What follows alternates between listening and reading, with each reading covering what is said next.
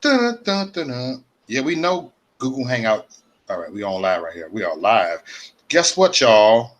Guess what, y'all? We are live. We are live here on YouTube. YouTube. Welcome to the Maurice Delp podcast. Hey, you got feedback, Jay? I took it off. I took it off. It was my TV. Yeah. We over there chilling, y'all. How's everybody doing? And woo, that was a good speech that our president Donald J. Trump has spoken. Speak when you are spoken for. He have spoken the truth. You dig? I mean, I know people say he said the same old thing. America would never be a socialist country, but guess what? America would never be a socialist country. You dig? And I want everybody to look at the title of it because this is the after party. The title of this video said it's official. Keep America great. It's no longer MAGA. Yes, MAGA is in our memory. MAGA will always be here with us, no matter what. But it now keep America great. We got to keep America great because Trump has been sent in office by the Most High to make America great again, to make America safe again, to protect our borders, to put America first. But guess what? A lot of things have happened. Lowest unemployment for blacks in God knows how long. You feel me? I mean, come on. More border security. More border security. It makes you more proud to be an American. This is why we say we gotta keep America great because America became great again. America became we made America great again. Not Trump made America great again. We, the people, made America great again. We did this. Trump didn't do this. We did this. We, the people. So we, the people, we got to keep America great. You did? Negroids. Negroids. I'm calling Negroids. Did I say nigga? That's not that word. No, Negroids. We're going to go Negroids. Negroid. Oh, that Negroid. You want me to shut a Negroid? Negroids. I'm gonna shut a Negroid right here. I want everybody to see this. Everybody, check this out. Check it on out. You dig? I'm just gonna go ahead and do this real quick, okay? I'm gonna show this real quick. A Negroid. You talk about the opportunity this dude? Yeah. I want to blow the cover right here. You dig? Look at this. I'm actually gonna go on my Facebook page and find it right here. And woody hoo! Hold on, that's on Twitter. Where that nigga at? Where's that Negroid at? I'm trying to find it. Hold on, where's the Negroid?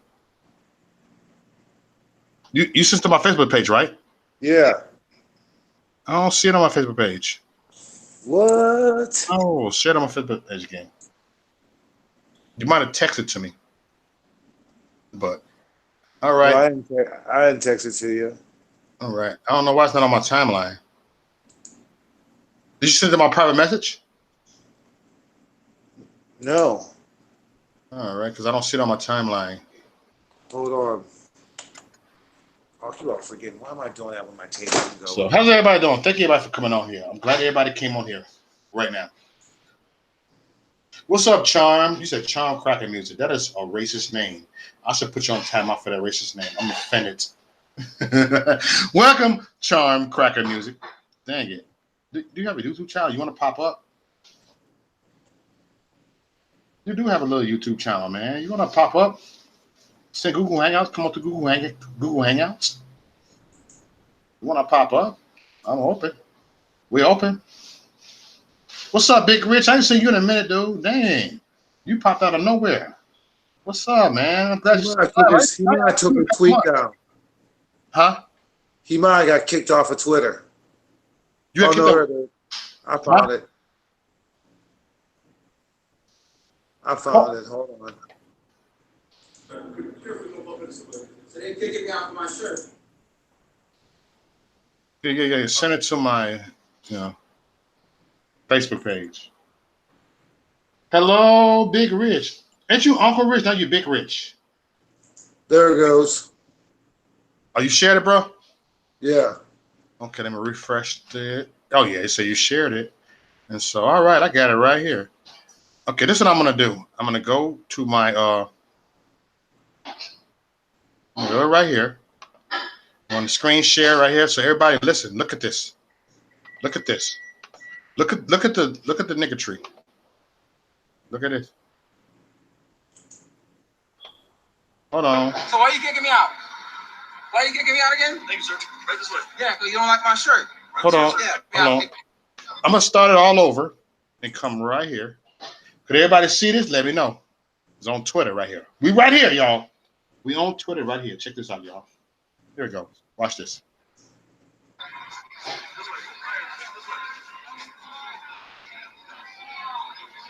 Right this way. Be careful you don't bump into the. So they kicking me out for my shirt. What? You just told me that. So why you kicking me out? Why you kicking me out again? Thank you, sir. Right this way. Yeah, because you don't like my shirt. Right this way, sir. Yeah, Thank you white so much. supremacy. That was a good way, fucker. Y'all see this, y'all. Look at this. I'm gonna go back to a rewind. Right here. I'm gonna go right back to it. Look at it. Actually, the nigga look like Henry Davis. Let me stop it. You know what though? But here's the thing. Here's the thing about this picture, about this dude, right?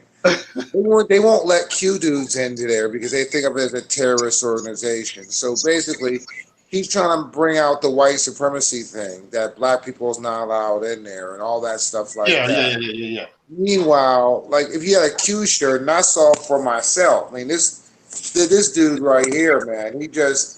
I mean, yeah, it's a attention getter. You know what I'm saying, and stuff like that. He wants to prove that Trump is a racist. So he put the white supremacy thing. Then he's going to bring up the First Amendment when it sit there when that type of stuff is listed as a, you know what I'm saying, as a you know. I mean, you just can't do that, man. It's make division when it's supposed to be about unity. You know what I'm saying? And he can't really push it because there is white, black people, Latinos, and Right. all that. Yeah. This is real. Look at this shit. That nigga's opportunities. Look at this. Right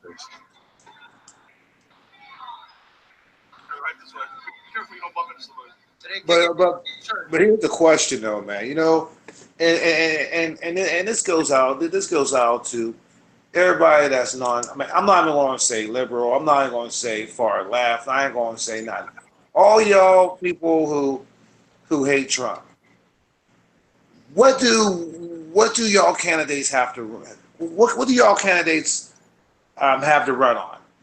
You know, really. I mean, until they sit there and really, you know, say that, okay, well, what do your candidates have to run on? You know what I'm saying? Then let's sit there and talk. You know what I mean? Yeah. I mean, let's start with Bernie. Let's start with Bernie Sanders. All right. Feel the burn. Feel the burn. There was so many of them in Florida today. Feel the burn. Right. Fans. All right. So you have Bernie Sanders. He wants to raise your taxes 52%. Okay, he lowered it from from Pocahontas's 72%, she said, or 71%. All right, to like 52%. Okay. Then they have Medicare and Medicaid for all. Okay, socialized medicine.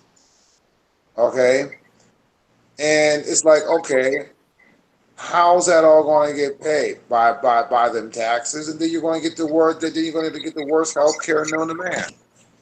You know, because with Obamacare, you couldn't even. For Obamacare, you couldn't even leave your state if you had a doctor's appointment or something. So Obamacare only lasted can only go through one state. Also, at the same time, what people don't understand about what the mandate is, you know what I'm saying?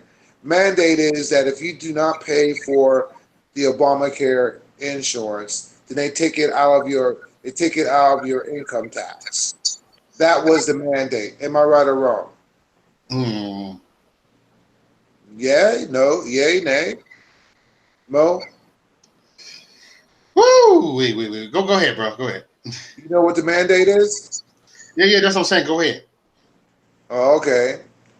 Well, again, the mandate is that you have to pay for the health care that you didn't take at the end of the year, and it comes out your income taxes. Okay, it comes out your income tax. Okay. Right. That's what the mandate is. Okay. He got rid of that.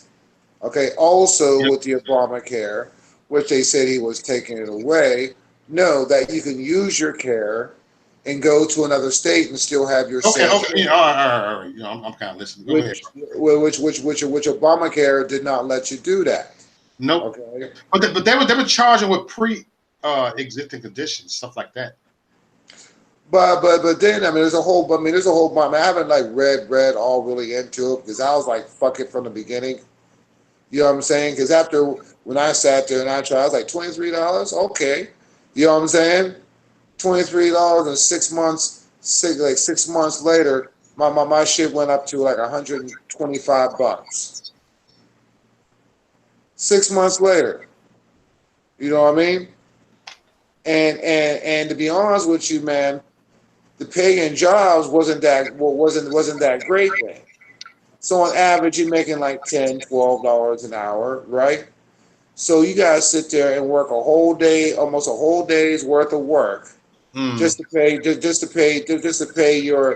pay my insurance. Well, actually, it was on what 165. Shoot, and it was like 2 days worth of work just to pay your insurance,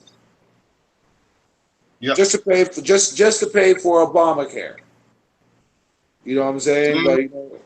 But but people don't want to hear that. But everybody sit there and loves Obama.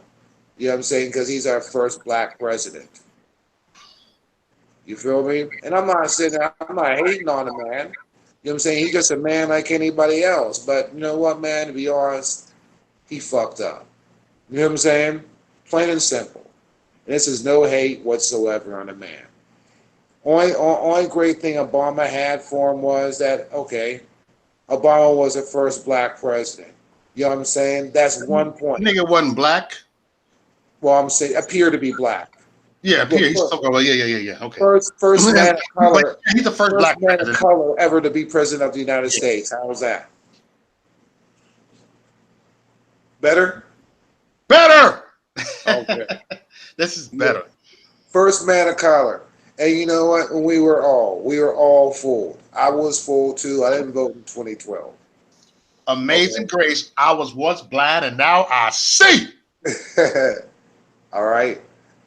So then we go in the speech. He talked about Hillary. All right. Man, the exact same thing that Stephanopoulos was talking to Trump about earlier this week, you know what I'm saying, was a serious clickbait. Okay? Hillary did the same thing. Not only that, she bleach washed over 30,000 emails. 30,000. Okay? Not 5, 10, 15, 20, 25, 30. All right? Plus, you know what I'm saying? Because what's funny is we got to go back. Okay? July, about in a month, it'll be 2 years that you have Comey, right? You have Comey come out, and everybody know that Hillary was using had classified emails inside of her personal servers, Mm-hmm. right? And then I mean, come on, I mean, I ain't gonna lie, man. I was all happy and shit what Comey was saying. Yeah, they got her. And all of a sudden, at the end of what he said, they just blew it off. Mm-hmm. Of course, they gonna blow stuff off that they try to cover because they try to cover their own asses. And I'll be honest with you, man. You know what I'm saying? Honest, bro. That right there is what really got it started for me. You know what I'm saying? That all the incriminating evidence was there, and they said no. Now let's go fast forward to the Mueller report. Okay? Right? Now the Mueller report, no collusion, no obstruction. You know what I'm saying? But remember on the show when the Mueller report came out, after I read it and I told you straight up, I said, look, man, there was some trickery with the words. Hmm? Remember I said that on your video? You said that. Huh? You said that with words. You know what I'm saying? I said, I said, part one is, I said, volume one's all right. Volume two is what you gotta look at. That's what a fuckery is. Mm-hmm. You know what I'm saying? I didn't say I'm paraphrasing what I said, but basically that's what it is. Right. It is what it is. You know what I'm saying? That's where the fuckery was.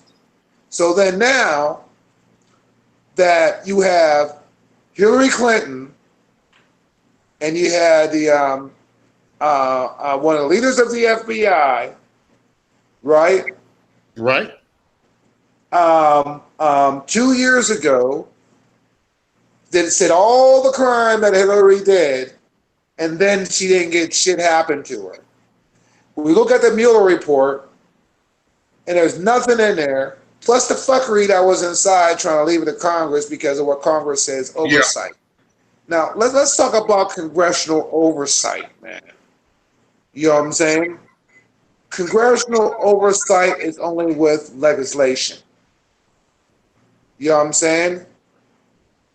Or trying to overthrow a veto, which still they can't do because it still has to go through 2/3 of the Congress. Mm-hmm.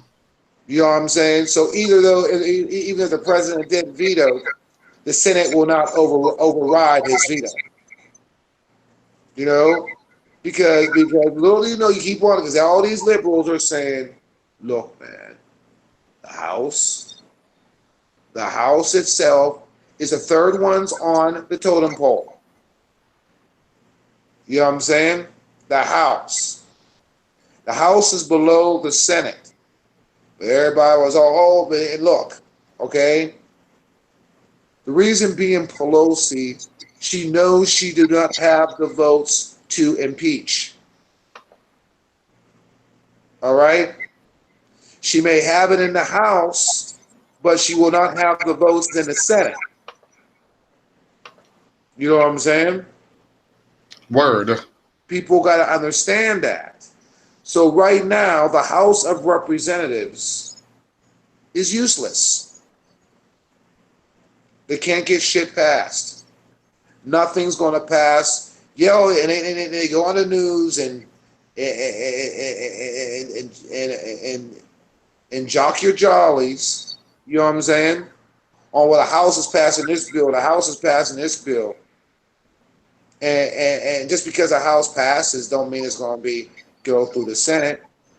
And then if it goes to the Senate, it has to be hit by the it got to be signed by the president. And the president can veto. So then what happens is that once the president vetoes, and suppose it does go through the House and the Senate. Okay, I got a question for you, bro. Right. Do you trust? Should we trust Secret Service for Trump? Do you think Secret Service to be trusted? You know what though? That's a question I can't answer because if I was Trump, man, I really wouldn't trust anybody. But Right, don't trust Secret Service. Don't trust the motherfuckers either. I mean, you know what? I don't know. I mean that's a question because number one is only reason being I'm not going to answer that question is because I don't know the intimate details on how it works. Yes, I would have some. But there are infiltrators everywhere. Yeah, there's infiltrators everywhere, and there is. You know what I'm saying? And don't deny that, man. I mean, I tell you what. Right now, man, this whole world is at the will of the roll of the dice. It's a giant spades game right now. You know what I'm saying? Spades and poker, checkers and chess. You know what I'm saying? Checker and chess. Mm-hmm. You know what I'm saying? Both games are being played simultaneously. Yes. So I mean that right there. You know what I'm saying? That's a hard question to answer, and I'm not an expert in the Secret Service or anything like that. Me neither. And I don't want to mislead anybody on something. No, I'm just giving you my thoughts. But that's a good question. But it's a question that really, out of all honesty, I can't answer. Okay. You know what I'm saying? I don't want to mislead anybody on something. And I'm just keeping that 100. You know what I'm saying? Because I mean, I know how it works, but I don't know exactly how it works. Me neither. Me neither. That's why You know what I'm saying? I know what they go through as in training and all that. You know what I'm saying? That's a person, you know, like you gotta ask someone like John Bond. What does karma say? Because I can't see that far. What did he say? Oh, Carmen said, John, thankfully I had the opportunity to put on my husband's military retirement medical benefits, and we dropped that Obamacare BS. He is retired Air Force. Thankful we have that. That's what she said. Most deaf and well deserved. You know what I'm saying? Well deserved. But man, but as it goes on, I mean, then you wait. What else was he saying? Yeah, I mean, you know what? Imagine this, right? Okay. Imagine if you like. There's a lot of cats that sit there and hate Trump, and this is not jacking his dick or anything like that, man. Because you know what? As I said, I am an independent, but I believe in Trump policy. Policy is the key with me. It's the key. The person that's better for the job. I don't have to like the person, but if he does the job and does it right, that gives that person a lot more kudos because he's doing what he says. You know what I'm saying? What he says he's going to do. And also, I mean, there's a lot of information that's out there too. Good information, bad information, but no, we all have to have that spirit of discernment, which they teach all. Well, you should know about in Sunday school back in the day if you're in your 40s. I don't know if they teach that right now. But anyways, man, Bernie Sanders out. What about, let's go Kamala Harris. What do you think of Kamala Harris? You said that she's going to run? Kamala Harris, yeah, she's running for president. Yeah, I don't think she. No, I think it's. I think it'll be Sleepy. All right, but they're saying that Joe Biden's actually beating Sanders. I know. I'm hearing that Joe Biden is actually beating Obama. I mean, that's what I'm hearing too. So. Wait. What?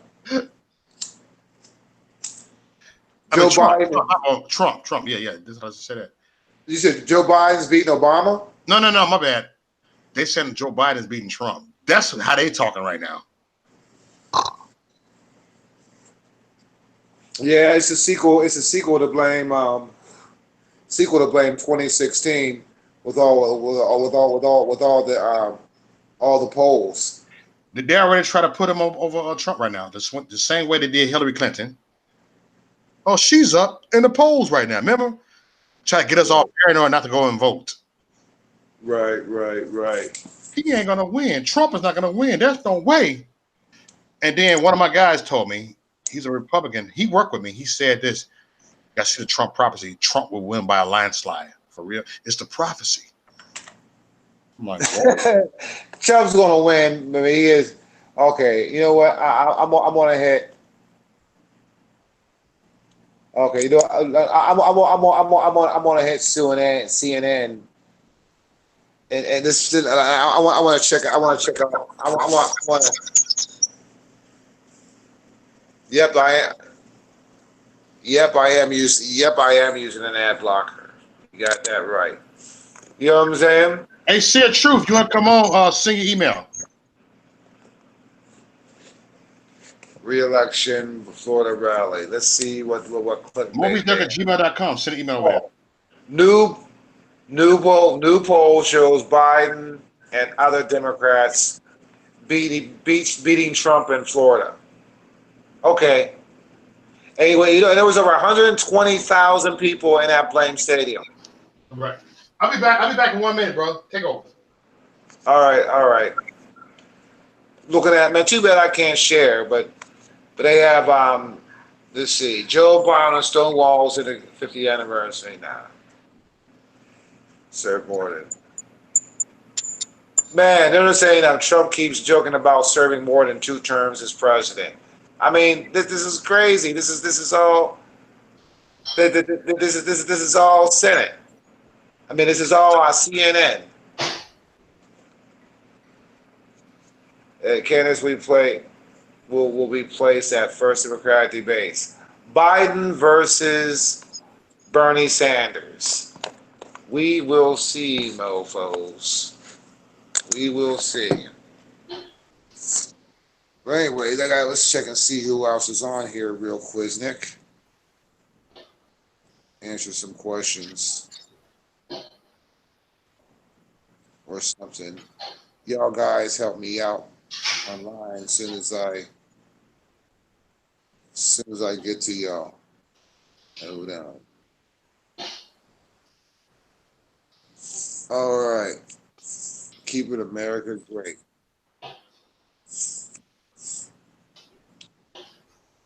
All righty then. Let's see. Gamma care was so bad. Wow, come on. Demon rancid rhinos. They had to exonerate Hillary before. But yeah, that's right, man. I mean, well, wasn't that some bullshit, Rich? On a 4-wheeler. But let alone they have the Mueller report, and now they're all butthurt because they can't get them.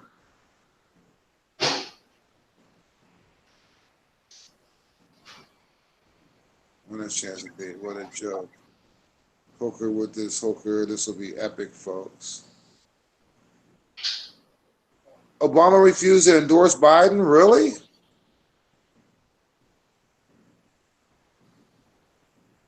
You know what? Rumor has it, man, that people be saying to the grapevine that Michelle Obama might run. So I'm like, Michael Obama running. Who said Obama's gonna run? They said that rumor has it at the end, even on your show coming like that Michelle Obama might run. Oh, I've been hearing that.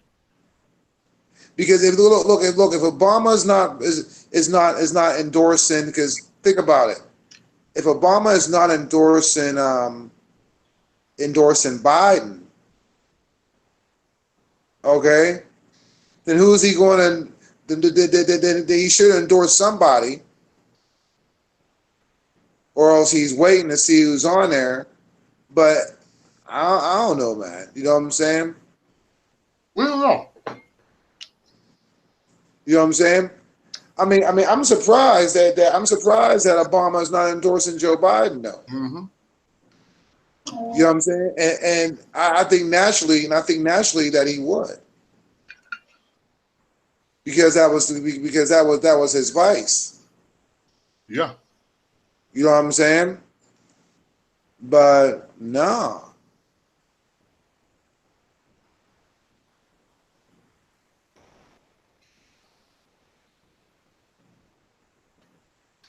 Is there a link about that, Sandra? But still, man, there's nobody's going to win against Trump this time.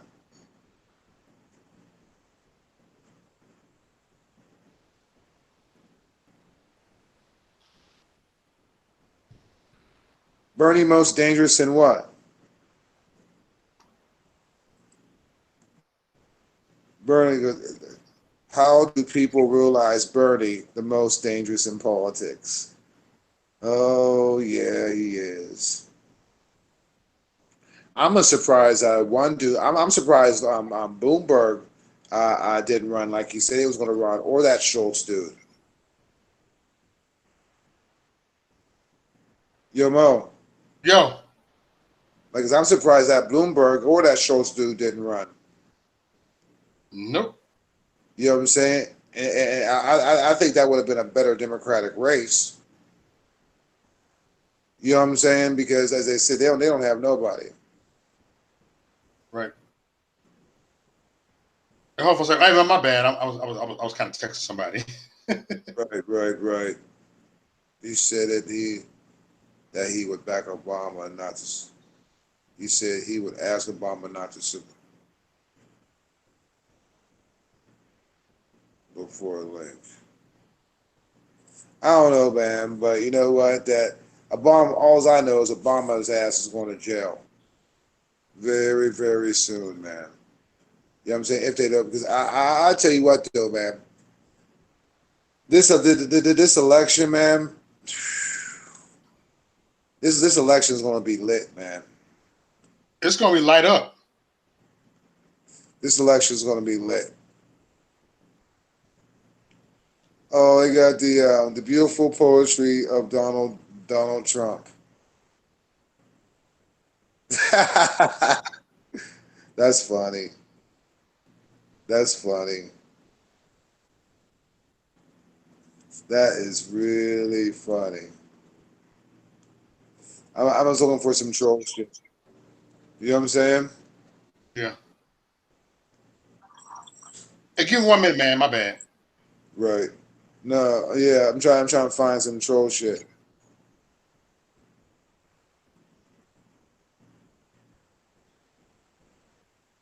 I don't know, man. Right. Actually, man, right. Nobody really trolling No, they ain't coming. on Facebook. Oh yeah, try to get Gus on. Hold on. Someone trying to get on here? No, try to get Gus on because Gus was watching the speech. Okay. No, Gus want to come on? No, hit Gus up. I was just seeing on Facebook. He was on Facebook. Oh, no. Yeah. Wait. Hold on.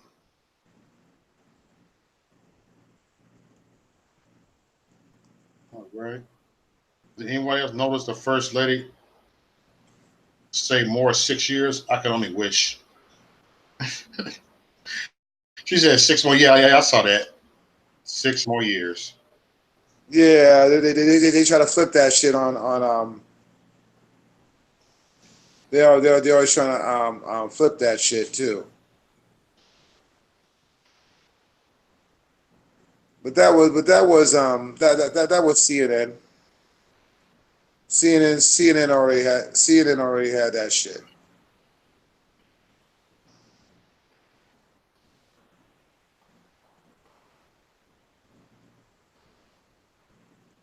All right.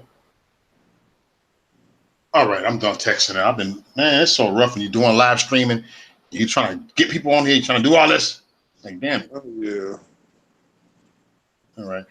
I come back, I forgot what you just said. Like, oh, I'm trying to do everything I want. My bad. No, I was just looking for trolls. Yeah. I want some trouble. I'm trying looking for good articles. I want Likewise on here. Damn it. Where you at, Likewise? Yeah, we want Likewise. Now he doesn't come. And I just want I want to listen. You know what I'm saying? Oh, okay. There's Sharice Lane at the Trump Pence thing. Sharice Lane. That's great though. She had a good time at the Trump. Hey, see the truth. You want to pop on? Send me your email, my nigga. I think you sent me the email. Hold on. Somebody sent me an email. I don't know who sent me an email, but somebody. I need an extra person on here. I'm too busy right now. Look at me. Send me an email. All right. No, he must be busy. But anyway.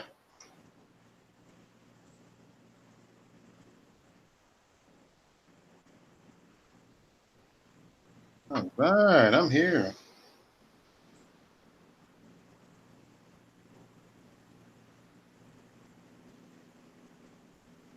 All right, I'm back. My bad, y'all. All right, what did he say? Oh no, I don't hear nothing. Hold on. All right, hold on. I'm waiting. I'm sitting here waiting.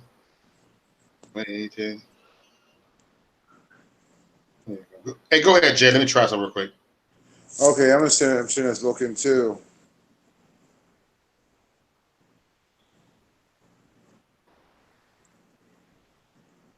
But as I says, man, it's basically a wrap. You know what I'm saying? It's a wrap. There ain't nothing. There ain't nothing he can It's a do. done deal. Yeah. Everything You is know what I'm saying? finished. Yep. It's a Everything is done deal. I mean, what what do they do? Like what do they have? What do they have? Um, what do they have to run on? Really? What do they have to run on? Riddle they me, have nothing please. because to some black people it's gonna be more or less black. I'm telling you, they're not gonna get that many black votes from this, in the Democratic Party next year. I'm predicting that. Blacks Oh have yeah. walked away. They tired of abortion. They tired of the hate.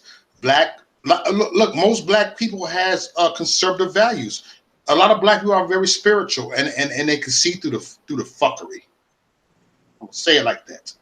Right, but man, but why is most of them I have on Facebook? A lot of them I have on Facebook, Them man. niggas ain't gonna vote. Yeah. Them niggas ain't gonna vote. I've been screaming this past year. I said I'd rather for you to not vote at all than vote for that damn party. So we automatically gonna win by a landslide again. I think it's gonna be a worse ass whooping than last year. Yeah, it's gonna be a blowout. I tell you what though, the real kicker. What about Sarah Huckabee Sanders running for governor? That's some cold shit. It's bullshit. It's bullshit. That No, Sarah Sanders running for governor. I heard that. I that's some cold shit. Because I believe she can win it. You know what I'm saying? I believe she can win Arkansas. Yeah. You know what? They know what they're doing. It's Huh? it's a game to them people. It's a game to them niggas. It's a game. See, I'm trying to be all quiet, so I don't want to rant right now. You know what I'm saying? That's why I'm No, trying go ahead, rant. because I'm gonna It's get your crazy tonight. it's your channel. Y'all niggas don't want me to get crazy out here tonight. Y'all niggas do not want Maurice to get crazy tonight because it's so much fuckery going over here. The Trump triggered people because that Trump trigger, and now you see more fuckery. I have never seen more fuckery until I seen people are triggered by Trump. Triggered by Trump. Don't even know why they hate him. They don't know why they feel he racist. They don't know why he's a bigot towards poor people, not just black people, but it's too much fuckery since we've been seeing Trump trigger people. Too much fuckery. But man, like I want to tell you what though, man, that I just can't believe all the black on black conservative hate, and I'm seeing a lot. I'm starting to see a lot of that. Yeah. Oh, you said black on black conservatives? Yeah, I don't have a problem with black conservatives. I squash my beef with Henry Davis, so I don't have a problem with black conservatives. Rusty, where'd you go? because there was one dude I was talking to, man. You know what I'm saying? It was like conservatives hating on conservatives. It was a No, you got that trilogic. She snapping on Candace over. She called it Candace over. I said I'll stay out of that. yeah, her. You gotta Yeah. make videos trilogic about Candace overs all the time. Like, damn it, how we gonna win in 2020? You keep on. I mean, Oh, look at Fly Nubian Queen is another one. don't get me started. I called Fly Nubian Queen is another one. But no, yeah, well, basically, it's a black woman getting on, knocking black women. But it's looking like. Hey, hey, wait, hold on 1 second. Hold on 1 second. No, hold on 1 second. I'm on pause you for 1 second. All right. All right, bro. Go ahead, man. You said you sent me an email, Big Son. Hold on, Big Son. Okay, I'm gonna go right to the Gmail and invite you on here to see the truth. Because I need a break right here. I need more people on here, man. Because sometimes I don't want to rant on here too much. I'd rather have different people on this time. Right. Press 101. But anyway, man, it's like getting nuts, man. You know what I'm saying? I mean, it's Fly Nubian Queen. I mean, the thing is, man, really, there's nothing happening. Oh, I got your email. Here you go. I'm gonna get you on here, my nigga. Who's that? No, see a truth trying to get on here. I'm trying to find his email. Hold on. I'm just send email. Nigga, you gotta send me your email. Hold on. I'm gonna text him. Say send me email. So I need the vibe, man. I need a vibe on this panel, man. Yeah, just vibe, man. Because if we got a vibe, we need a few more people come on here, man. Yeah, we need that vibe. Likewise, where you at? Get your ass on here too, nigga.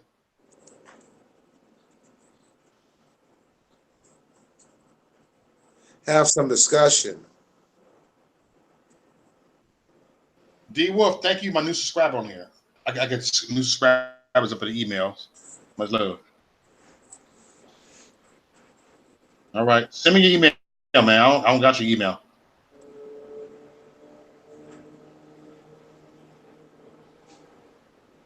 See, it's on the page.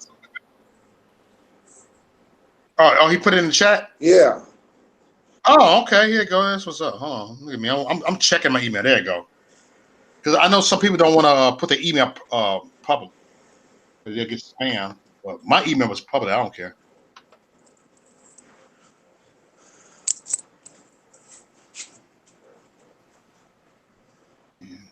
See. Yeah, I'll bring one. I mean, in my house. Is he coming on? Yeah, he coming on. I'm inviting him right now. There you go. Oh, I've been had his email already locked in. There you go. I got him right here. All I could do is put an S and I could put him in here right now. Duh. Hey, Google Hangouts gonna be done next month, y'all. They're gonna upgrade. They upgraded. It's a different app now. It's gonna actually be better. So. Yeah. Oh, so wait. So you said Google? So there ain't gonna be no Google Hangout no more? No, it's gonna be something else that's different than Google Hangouts. It's actually gonna be better. They were showing it's gonna be a better like split screens and it's gonna be more activity on it. Oh, okay. And yeah. Easier for them to censor us. Yeah. Easier. easier for They them. said it's gonna be better. Hey, so y'all watch the news on TV, huh? Jay? Yo, yeah. You watch the news on TV? No, not really. Yeah, me neither. Are they talking about the people coming in from the Congo in Texas? Wait, say Are again? they talking about the migrants coming in from Texas into Texas from the Congo? Oh, yeah. I got yeah. My friend Political Adventure has video on it. Why is nobody taking that in concern? Like, why is nobody worried about that? You know what, though, man? It's all a money game, though, man. It's all a money game. I mean, they have people from the dude.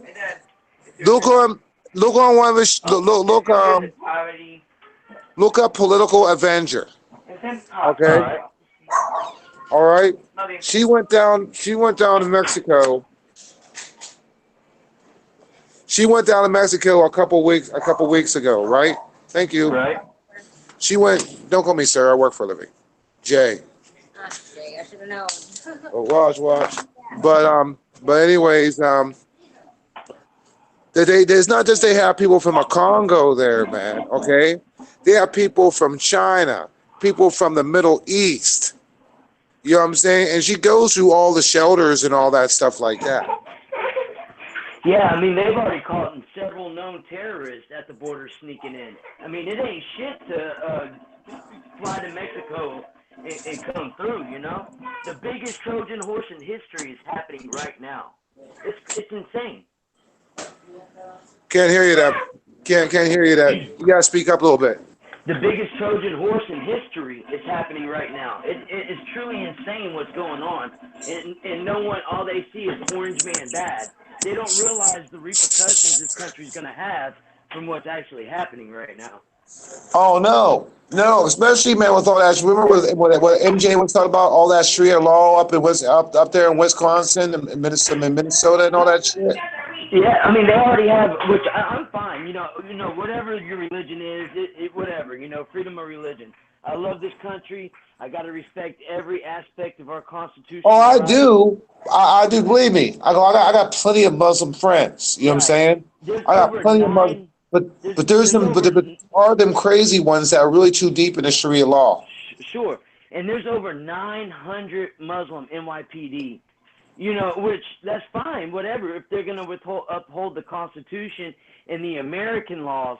But, you know, we already hear reports of, like, no-go zones. We already hear, like, Dearborn, Michigan, there's Sharia law being practiced in Michigan. Listen, facts are facts. Sharia and the Constitution do not go side by side. That's No. facts. We all, see, people gotta understand, the Muslim religion is fine. Right, all right? Exactly. Sharia law, exactly what? Sharia law. That's not the law of the land. That's right. That's right. You know what I'm saying? And they can't impose Sharia law. I mean, look what they do to their girls, man. That's right. You know what I'm saying? I mean, just completely just tear away or what? I mean, take the clitoris out of blame off of a woman's vagina. Mm-hmm. You know what I'm saying? I mean, and that's kind of what I found so bigoted with the Omar statement in the rainbow flags at our embassies. You know, she wants to call Trump a bigot. Why don't she call the country where she comes from bigots? Because they don't accept. Hey, turn your mic up, brother. I anything. can't hear it. Turn your mic up. All right. But here's the thing, right? Okay, this was on Candace Owens' show. Okay, if she is so pro-Muslim, right? Which is a really good point that he brought up. And if she's a true Muslim, she shouldn't even be in the government. Right. Exactly. All right. If she's a true Muslim, she shouldn't be around all them men every day because that's against Sharia law. You know what I'm saying? Exactly. She has to have family members that are men around her to be around other men. That's fact. And her husband has to be there. You know what I'm saying? Because that's Sharia law, isn't it? You know? So she wants to sit there and throw all this Sharia law out there, and she ain't practicing her sin. She's messing it up already because she's a female, according to Sharia law. I mean, would she even be able to be in the government where she's at? No. Exactly. And she's a refugee. She was a refugee, and she wants to come over here and stir the race pot and cause hatred. You know, that's ridiculous. You know, I'm like watching this. I go, man, really? I go. So what it is there's a double standard inside Islam itself. Sorry to say. You know what I'm saying? Sorry to say, she shouldn't be here. Exactly. You know, and I'm not saying it just being Islamophobic. I'm saying that's Sharia law. She violating. You know what I mean? Absolutely. And but you know what though? But they don't want to talk about that. You know what I'm saying? They don't want to talk. They don't want to address any facts. You know, facts. Right. You know what I'm saying? They don't want to talk about that. It's like you're so pro-Muslim and Sharia law and all this stuff like that Muslims need to do this, Muslims need to do that. Meanwhile, you ain't practicing your. Likewise, you want to get on here? Likewise, you talking shit in the chat room? Likewise, nigga, get your ass up here. Her herself, she ain't practicing Sharia law. And, you know, and I don't care what Likewise says because I practiced Islam for 6 years. Come on up, Likewise. You know, you have a voice. Likewise, you triggered. You said no. Get on there. You triggered, Likewise. He won't come up. He's scared. Actually, Likewise, first time scared to come up. He ain't coming up right now. You know, I'm telling him to come up, nigga. We call that nigga out. I mean, hey, that's the truth. That's Sharia law, man. He's like, no. What do you want me to do with that? Yeah. And we getting hope on that 3 minutes too. So Likewise, hey. Yeah. You know, and I find it very aggravating how when people are like, oh, he hasn't even built an inch of the wall. Like, what do you mean he hasn't even built an inch of the wall? They obviously have wall going up in several states. And then that private land, the money that was raised privately, they built a wall. Oh, I'm on YouTube. They built a wall, and then the federal government ordered for the gate to stay open because But she's not. She's just practicing. Yeah, she's practicing Sharia law. Wait, hold on one second. Karma says that Omar is practicing Sharia. She's not supposed to be in office. She's not supposed to be around all these men every day. She has to have relatives and family around her. You know, and that's the truth. You know what I'm saying? I'll call my Muslim homeboy right now, and he'll tell you. Hey, in Sharia law, don't they kill gays? Yep. Well, but she's upset. We They're don't fly a just rainbow about flag. them killing gays today on Twitter. Exactly. I mean, yeah, exactly. I mean, you could go right now and you can watch stoning videos on YouTube. Like, you could see people get stoned straight up on YouTube. And their heads cut off. Exactly. But they want to censor people like Mo just for talking. That's crazy. Uh-huh. I don't know where my other ones are. Do you? Oh. I mean, it's such a mixed standard. You know what I mean? Oh, it is. They don't want people realizing the truth. Look, their propaganda and their brainwashing is coming to an end. They're losing the battle, you know. And then if you study things, like I've been studying things for 20 years. Speak up. When it comes to MK Ultra and the occult, you know, I've been studying that topic for 20 years, and right now they're doing mass MK Ultra techniques on the masses, and they don't even realize that, you know. It's so sad what's going on. You know what, dude? Remember that dude? There was a dude on. Mo just had an interview. I forgot the guy's name, right? But anyways, he was saying that there's a guy in Idaho. That if he didn't see the YouTube videos of black people and stuff like that, he would have thought that all black people hate white people. Right, that was that Derek guy. Yeah, and that right there, that was deep. Yeah. That was deep. You know what I'm saying? And that's how much of a, and then that's how much of stuff. That's the TV that's done that, though, you know? Right. You know what I'm saying? So TV's powerful, man. Oh, what Hitler was working on was exactly what has been accomplished in our day and age. You know, he was really working on a mass brainwashing program, and that is what we have today with television.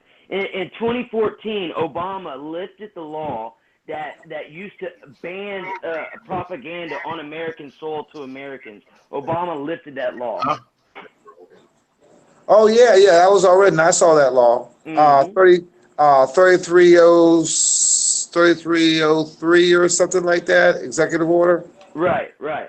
33 or something like that. You know what I'm saying? I'm not sure the number is right. I mean, I remember. Yeah, that was an executive order. There was a whole bunch of shit inside that bad boy. I read that back. That was in 2014. Well, yeah, stuff like that. Yeah, that propaganda was out. 33 something. You know, of the executive order that he put up that allowed our propaganda. Oh, Likewise is on the house. All right. What up, Likewise? So, gentlemen, What do you gotta say, Likewise? Yeah, this would be lit tonight. What you got to say, Likewise? Likewise in the house. Welcome, Likewise. Thank you for coming on here. You got the floor, Likewise. I think that dealing with what you guys been talking about, everybody keeps harping in on like the extreme levels of Islam, and we have so many people that are part of pop culture, they're part of mainstream culture in America that are Muslims. You look at a person like, let's say, a T-Pain, devout Muslim. Akon, devout Muslim. Shaquille O'Neal, devout Muslim. Ice Cube, devout Muslim. Mike Tyson used to go to built the masjid out here. Right. So and I know. But likewise, there's a difference between an American Muslim with constitutional understanding and a refugee that comes from Somalia that preaches in America the opposite of what her culture practices. There is a difference, and please recognize that. Yeah, but what I'm saying is like you have like I keep speaking on the percentage of what you're speaking of, the people who practice the extreme. It's so small and minute that like it's that's not a But concern. they already, Okay, I'll they agree with that enforce- statement. The ones that practice extreme is small and minute. However, the ones that don't practice, I would say 90% would not tell on the extreme because that's their brethren. They would not tell on them.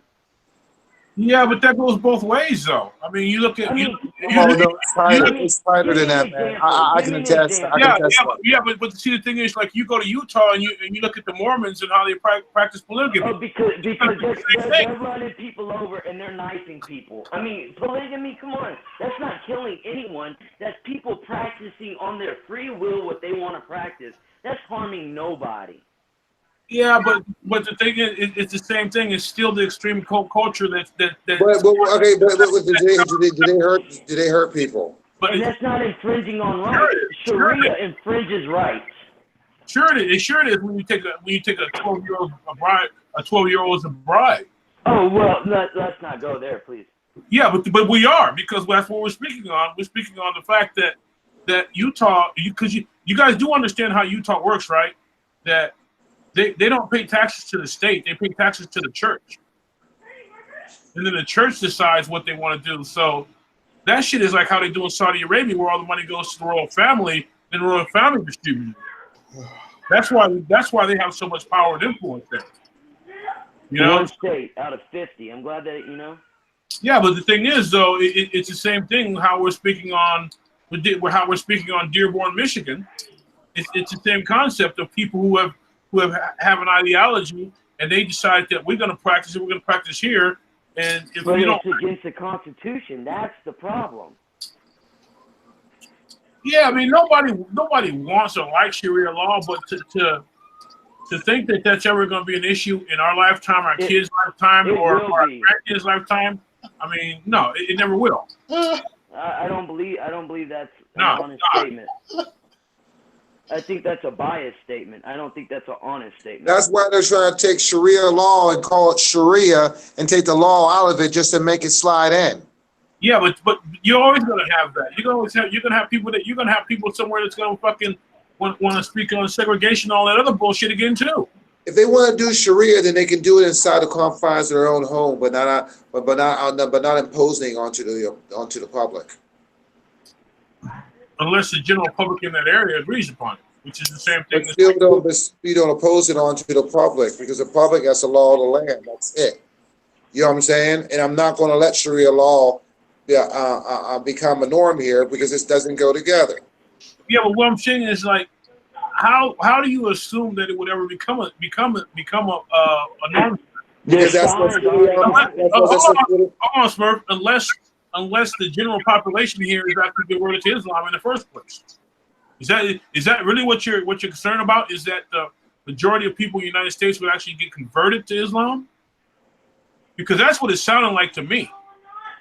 No. Because me and the Visionary went over the numbers of the percentage of Muslims in the United States, which is only 1%. Yeah, they're getting tricked into. Remember, man. I don't think that's an accurate number. Yes, it is. You gotta look at this thing. It's this dude's name. Since George Bush came into office, the second one, the junior, since George Bush came into office, 250,000 just from Saudi every year. Yeah, but you know what? That's more than 1% of the population. We're 400 billion. I mean, we're 400 million. It's 1.8 billion worldwide. Yeah, but worldwide, but that doesn't mean anything. Look what a few million has done to Europe. What do you mean a few million has done in Europe? Those people have already been there, bro. Oh, come on. You should know this, Smurf. Come on, bro. Here's the thing. The people that rebuilt the It sounds like you're looking like. No. Here's the thing. The very people that rebuilt all of Europe after World War II were the Muslims. We're the people. No. That's how. No, dude. I want to tell you what, dude. All right. No, it wasn't. I lived in Europe for 2.5 years. But did you live there in 1945, 1946, Dude, 1947? what did dude? 1991 to 1993, there was none of that shit was there in Europe. Exactly. Yes, it was. No, it wasn't. I lived there, man. Only people that were there they didn't like really was the Turkish. Not like it is today, and Well, that's honest. No, but we're not talking about the actual culture. We're talking about the actual people. No, you didn't see it. I lived in metropolitan Frankfurt, bro. Yeah, but I've also been to places too. What I'm explaining to you is that you had people of the Muslim faith there. But not like what it. No, I want to tell you what though, man. I talk to my friend out in Germany all the time. All right, I talk to her probably about 4 or 5 times a week. All right, and half the places that I usually hang out with is all Muslim refugees now. Yeah, These were old military bases. Yeah, I'm not speaking on the refugees, so to speak. Dude, the refugees, they're Muslim, dude. That's what they're going through the issues they are now. That's what we're talking about. I know, but what I was trying to explain to you is that everybody assumes that Muslims in Europe are all refugees. That they don't. No. That Muslims in general don't have a history. Dude, most of the Muslims now that are there are refugees now. There's more. I mean, yeah, of course there are regular Muslims and stuff like that live in Europe. All right, but the real threat is that you have the extremist influencers that can also recruit the weak-minded ones.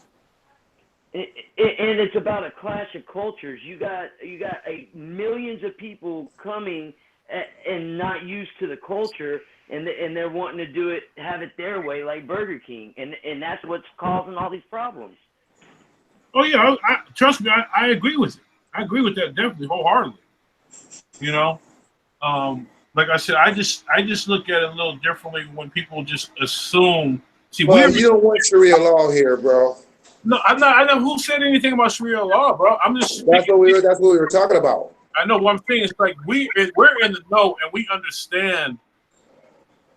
We understand probably in depth a lot more because we do the research on it and not just watch the news. Exactly. So that's my point when I counter you. It's not that I don't understand. I don't see what you see, but you got to understand that some people that's all they see. You see what I'm saying? That's the only thing that they're going to understand. Just like you spoke on a gentleman from Idaho who watched the news and he assumed that all blacks just did one thing. And you have a large portion of the world that sees that because that's the only way that they're able to acquire information because they don't have they don't have the initiative or the desire to seek information like we do. Now, I don't think that's the case. I think they have been so polluted with continuous propaganda and brainwashing, people can no longer think for themselves logically. They have to be forced their thoughts, and I think that's why. No, what I'm saying is that said that. Yeah. We're in a whole different generation now of people. You know what I mean? Like it's there's very little self initiative nowadays. But yeah, no, nobody wants Sharia law. But like I said, I think that whole issue is kind of for me at least, it's overblown. All this, California, we got shit all over the walls, and you're just driving through a sea of shit. I don't see it. And I'm up and down. I'm up and down all over this motherfucker. But look at the diseases that have came in the last several years. I mean, we got the Black Plague, bubonic plague, resurfacing in California. Yeah, but see, everybody keeps saying in California, bro. I mean, you've been on here, so you know how big it is, bro. I understand that. But it's still that state, and it's still happening in that state. It's because of all the migrants. I mean, we have, they're catching 100,000 a month, and that's what they're catching. We have people coming in from all over the world. We have no idea who the fuck's here. Secret sleeper cells and whatnot. Oh yeah, I'm sure we do have them. Yeah, absolutely.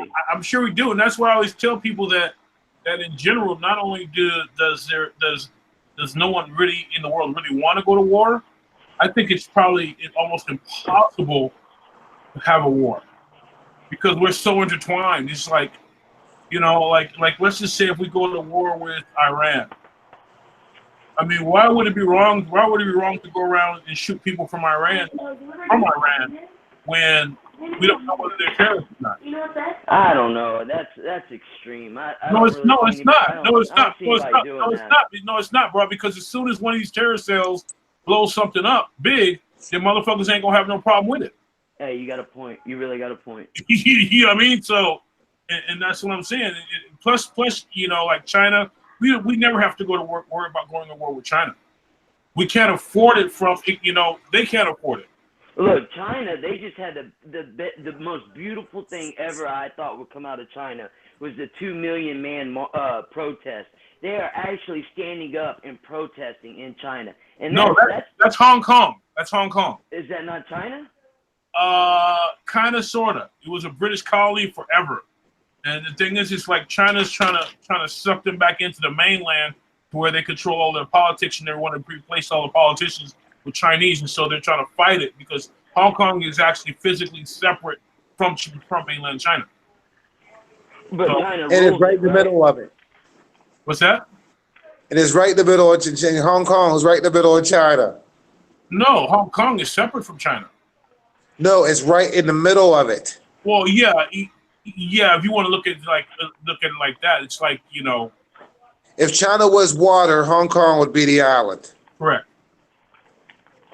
You know what I'm saying? So they got a tough battle. Somewhat yes and somewhat no. You know what I mean? It's like, they have their mafia, they have their gangsters, they have like Europeans there, they have everything, and it's like basically China doesn't control them in a lot of ways. You know what I mean? So I tell you what, if China sat there and invaded Hong Kong, it'd be over. yeah, of course it would. But what I'm saying is that like they don't want to do that because Hong Kong has a lot of businesses and everything set up separate from them. It's kind of like how they want to take over Taiwan again. You know what I mean? Like Taiwan. Right, but Taiwan, at least Taiwan got a coast. Yeah, but what my point is though is like they're still called the Republic of China. You know what I Right, mean? but also you look at where it's at. Okay, if they really wanted, I mean, they could take Hong Kong before they take Taiwan, easy. Yeah, I mean, In days. the whole thing with taking Hong Kong is, basically they wouldn't even have to put anyone in that country.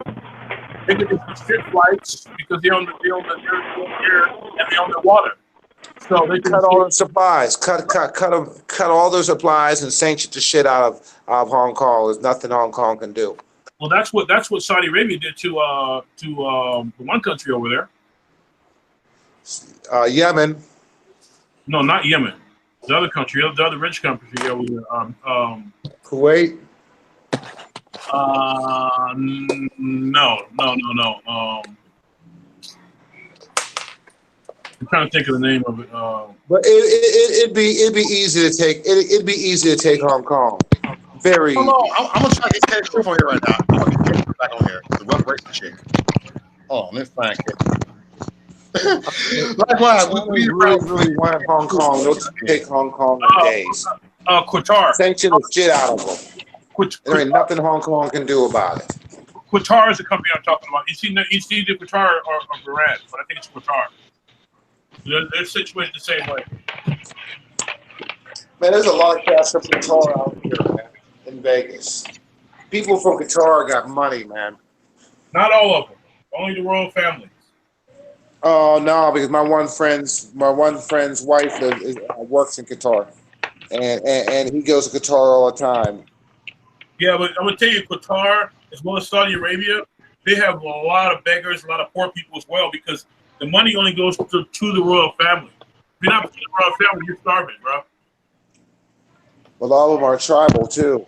It's just that their populations are so small that it seems It seems like that. You know what I mean? Like, I thought Qatar divided the oil rights money up amongst the people, kind of like in Alaska. yeah, but see, Qatar is extremely small. That's what I'm saying. Saudi Arabia is different. Saudi Arabia is a huge country. You know, and so like the world, all the Right. money just goes to them. But Qatar, Bahrain, yeah, those places. And Bahrain is like not even New York City, damn near the entire country. All right, I invited Katie to come see if she gonna answer. Okay. Let's see if Katie's gonna answer this. Last time y'all two had it out, likewise. It is what it is. Tatlong piraso, 200. O, 200 na lang to sa may gusto. Sige. Pama- Yeah. Anyway, yeah. So yeah, I don't like I said, man, I don't trip off like what Muslims are doing. You know what I mean? I think that, or let's just say extreme Muslims, because you know, I think there's bigger issues.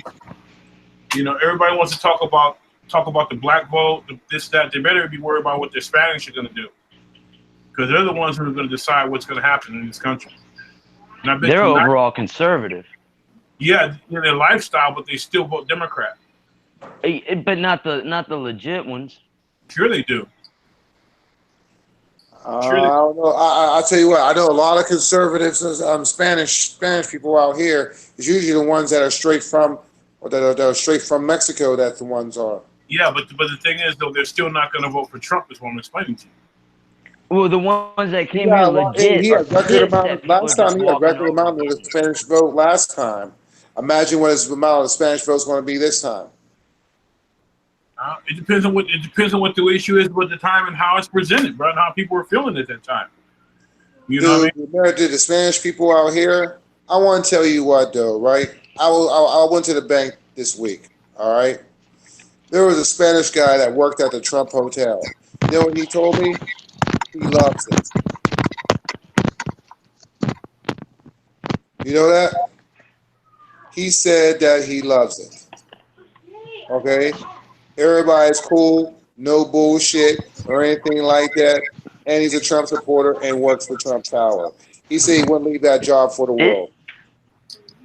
It's only in the media people don't like the man. Only in the media so they can brainwash the masses. That's all it is. Yeah, but the thing is, though, you got to keep in mind that like Hispanics generally, you know, they're involved with their churches, they're involved with their communities. You know what I mean? Like they don't want problems like that. You know what I mean? Like they don't want ICE. They still don't want the rhetoric that he speaks, regardless of what their lifestyle is. You know what I mean? ICE is not affecting the legit It immigrants. doesn't make ICE is not affecting but them.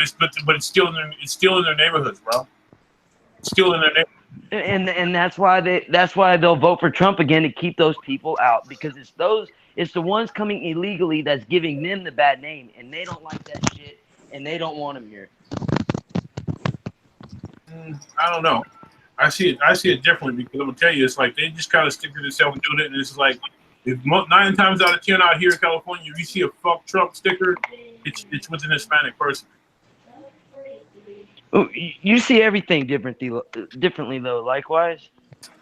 Yeah, because the thing is like I see so much out here, bro. You know what I mean? Like we see, like we have a lot of shit going on out here, bro. You've been out here, so you know. So it's not like you know, like people keep saying, "Oh, California's a shithole." Well, yeah, San Francisco may be, but I haven't been to San Francisco in over 10 years. I haven't had any reason to go there. So that might be that might as well be a whole nother fucking state to me. Damn near country. You know what I mean? Like that's just how it is, bro. You know, if you look at California goes from New York City basically down to Atlanta, Georgia. That's how fucking big this fucking place is. So to say that you know, people out here are not going to support the communities, this and that, bro. I can't speak on all of it. I just know the Hispanics that I see around here. Most of the time here, they're kicking it. They're doing their own shit. They go to church, take care of their family. They don't want no problems, bro. They have strong ties back to their countries. They don't want that shit affected back there either. You know? California has like damn near 15 million. Right. California has damn near 15 million Hispanics. That's on I would record. say a lot more than that. That's the only ones they know about. That's what I'm saying. That's what Exactly. I'm saying. The ones on record. So that's what people don't understand. Think about it. 15 million motherfuckers here in this state. 15 million that out of the 15, you have to figure that 7 to 8 could vote. You know what I mean? Then you have to keep in mind that they have their own radio stations, they have their own television networks, so they can rally support real easy for whatever that agenda is. You know what I mean? So whoever Telemundo decides to support, that shit, they're gonna have their own. Oh, we know who that is. Telemundo. You know who Telemundo is, right?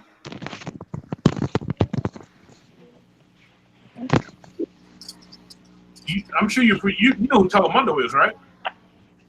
Well, yeah, I know who Telemundo is, but then again, that's mainstream media. Hey, Austin, hey, Jay. They've lost their Give us a second. Hey, Jay. People are hip to What? it now. He said he wants to interview the guy who got kicked out. He wants to interview. Oh, when? Yes, it's official. So I'm actually gonna send him my phone number. I don't care. Whatever. Let's do this. Why? When does he want to go on? Look, I'm gonna let you know when. So go ahead, y'all. Look, I'm all excited. I got this dude that's got a viral video that want to go on my channel. That's awesome, Mo. Yeah, go ahead, y'all. Yeah, that's badass. But yeah, so yeah, like I said, man, with the whole Muslim thing and this and that, man, that kind of is what it is. It's gonna sell its own boat. You know, I think there's bigger issues in the United States that we need to deal with and actually be concerned about more so than that. You know what I mean? Just in general, you know, the morale of the next generation of people that are gonna be running shit, bro. How do they see it? How are they gonna see it? You know? I think the next generation is the most conservative generation to be had in a long time. Yeah, but yeah, I agree. But based on what? Based on what principle of being conservative? Do they see it as right, or just because things are and have been over probably like the last 15 years becoming more and more ethnocentric? I think the Democrat Party has shown themselves to be so anti-American. They want to put every class before the American citizen. And I'm not talking race, color, or creed. I'm talking American citizen versus illegal immigrant, whatever the case may be.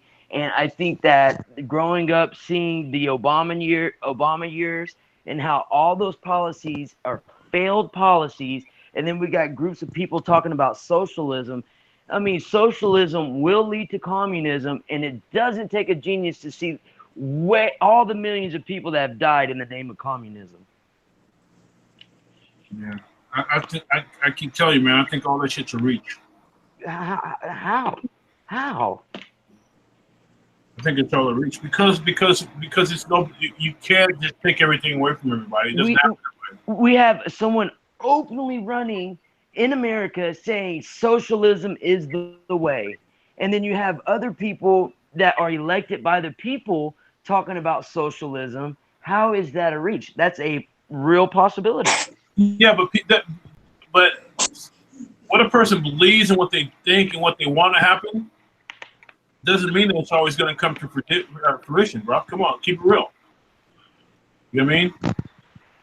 People get up there and say a lot of shit and want a lot of shit to happen, but I mean, to say that it's just going to happen because they're in office, it's going to happen. Come on, man. Let's be real. That shit will never pass any type of bill, any type of law, nothing. None of that shit's gonna ever jump off. I never would have thought some of the bills that have passed in the last, 8 years would have ever passed in my life.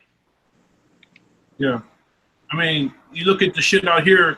California voted against gay marriage. You know what I'm saying? The fucking people of California voted and said we don't want homosexual marriage. And we won, but then the state went around and said, no, you can't do it. And they put that shit back in place. But that was years separate, though. I mean, that wasn't like it was the same year or back to back. What do you mean? No, that was on the entire law. That was within like a three month period. California voted against homosexual marriage. It passed, and then they rescinded it. That was within a 3-month period, bro. And that's because the government surpassed the people's will. Correct. And you're telling me that's not going to be able to happen with socialism or communism? When No. we know for a fact there is a new world order agenda. We know this shit's been in the works for a long time. Their cards are shown, and they're about to play their hand. New World Order would probably happen in Europe. It's already happened there. I mean, it's festering over here. Yeah, but what I'm saying is like they're seeing it's not working with, not just only immigration, but also with the with the open borders over there. Well, it's because of Trump. Trump has really kicked off this movement of nationalism. It's okay to love your country. It's okay for you to want the best for your country, and it's okay to put your country first. And it is Trump that made people realize you're not the bigot, you're not the racist, if you want your country to be successful. What is wrong with that? There's nothing wrong with it, but like I said, keep saying, bro, it's for the people that even understand what that even means. You know what I mean? And they're waking up to it now. They're realizing. No, it depends. It depends on. It comes down to the people who understand what it means, because you can have two people over here speaking Swahili, Chinese, or whatever, and then somebody fucking get pissed off and say, "This is my fucking country," blah blah blah blah blah. It's like, come on, bro. Like, what the fuck does that have to do with being a nationalist? I mean, like, people will take that shit to the extremes. You gotta understand how that works, bro. It's like by him saying like preaching, being, a patriot. It's like, I love America. I enjoy myself here. I do whatever, but you'll never see me put a fucking flag up. Why? Bro, I got more than one flag up, and I wear red, white, and blue every I know, day. but my point though is, what the fuck do I need a flag for here in the United States? To show my pride, because maybe the next person is gonna fly one because they've seen I got the balls to fly mine. Yeah. I wouldn't worry about a flag. I would worry about how. So likewise, you have a problem with the American flag? No, that's not what I'm saying. What I'm saying, just being here. Hey, why you are here in America then? For the money. No, you got. What I'm saying is that like, being here in America, For the freedom. but what I'm saying is like being in America, making the most of it, and setting a good example for other people who may come here, and how you represent yourself when they do come here. That's more important to me than just me wearing a motherfucking flag. What the fuck is a flag gonna do? The flag can't speak for me. Action speaks louder than words, bro. You know what I mean? Yeah, I guess I have a different outlook. I know. That's my point is this also is that like just like I said, like me and Mo discussed this sometimes just on the phone, is that I don't have any problem with everybody going to the rallies for Trump and supporting Trump's policies, this and that. But the thing is, if Trump puts in a policy, you have to follow up on that policy, bro. Otherwise, it's not going to work. So just praising fucking Trump, or what I'm saying, that type of shit, it's not going to help in any way. You know what I'm saying? If you ever thought about getting in business, depending on what type of business it's in, agriculture or trade or whatever, now's the time to act upon that type of shit. It's not just Trump, because Trump is only a facilitator, bro. He's only going to set things up. If you don't follow through on it, then the people the very people that you despise or don't want in power, they're the motherfuckers that are going to win in the end, because they're going to end up with all the fucking money. You see what I mean? It has nothing to do with Republican or Democrat or none of that. Motherfuckers who understand how to get money or get money. You know what I mean? So to me, that's more important to me to spend time understanding how all this shit's really going to affect the bottom line of income for myself, for my employees, for my family, for whatever, and capitalize on that. That's more important to me than it's more important to anybody in this country, other than just like, I'm in America and I have a fucking American flag. I mean, like, come on, bro. Obviously you take some pride in it because you're in this fucking country. You know what I mean? Well, if you're worried about the money, we obviously know the Democrats' policies will take every dime from you. But what I'm saying is, like, it has nothing to do with Democratic or Republican, because it's the people that are able to capitalize on the stuff that he's implementing, bro. That's what I'm saying. You know what I mean? Republican, Democrat makes no difference because business is business when it comes down to it. There's very few people that are going to that are going to let some type of politics like that get in the way of them making millions, possibly millions, or even billions of dollars. Once that shit is facilitated, no, it's like this is open for us over here, that's open for us over here because China shut down for trade. It doesn't make any sense for us to manufacture over there, manufacture over here. Okay, let's set up a shop over here in LA. Let's set up a shop in Boston. Let's set up a shop in Vegas. Let's set up a shop over here, whatever. And you capitalize on that, bro. That's more important to me than just having a fucking flag. Because like I said, you have to pay attention to the policy that he's implementing and how it eventually affects you and allows you to advance as a person. Okay? That's what's important to me. Because that's what he's doing with the tariffs. And then you see now we have tariffs against India. And actually India has huge tariffs against us. You saw that, right? That's a healthy thing. Right, it's healthy for those who go out and capitalize on it, bro. It's not going to be healthy. It's not going to be healthy if nobody takes advantage of it. It'll end up fucking us if nobody takes advantage of it. Because the thing is, like they put tariffs on almonds, they put tariffs on all this other shit. So, you know what I mean? There may be other markets that are now open because there's a surplus of shit to where you might be able to become a middleman for selling almonds to fucking Australia or almonds to fucking Russia or almonds to other countries. Because there's such a surplus right now that's not being going to China and not going to India. You see what I mean? So people, it's like with the weed game. It's like we got all this fucking weed. What the fuck do we do with it? Our main supplier, we can't ship to him no more. Okay, Smurf's got this line over here. Okay, Smurf, let's see what you can do. Here you go. That's what I'm talking about, bro. You have to take advantage of all the opportunities opening up because that's what he's speaking on. Not only speaking on, but that's what he's implementing. That's what I sit back and that's what I study. Because I look at the bottom line, regardless of who's in office, if I take care of my shit, I'm gonna be fine. You know what I mean? And if somebody gets in office, they start fucking shit up, I have to have a surplus of money, income, adjust my work schedule, adjust fucking everything in my life brought to compensate. When the shit's good, I can kick back and enjoy some of it. But if shit gets fucked up, I got some money put away, for a rainy day. You know what I'm saying? I got some other avenues. I've created a whole bunch of connections from conventions and all this shit, and I could tap into them. But if motherfuckers just sit there and say, Trump, Trump, Trump, Trump, Trump, he's doing this, he's doing that, well, what the fuck are you doing? You know what I mean? That's my issue. Yeah. Man, but still, you know what I'm saying? Like, well, what they're doing, as I said, if we want to look at your opportunities, I ain't worried about if there are opportunities, I'm trying to word this right. I mean, in a way, it seems like it's like a vanity thing, as in, what are you doing? Number one is, why should it be your concern in a practical way?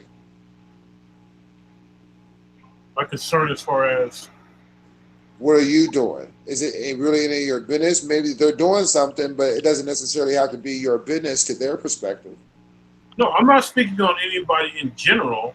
I'm just saying. I'm just saying. saying. I mean, you said this is what you said. You say Trump, Trump, Trump, Trump. Then you talk about Trump. Then what are you doing? Now, from their perspective, you know what I'm saying. As in looking at it from them, if asking them, why would that be any of your business? From their perspective, not from yours, not from mine. But from whose perspective? Their perspective. You're saying that what are you doing if it's for Trump? From their perspective, why would that be any of your business? From their perspective, not mine or yours.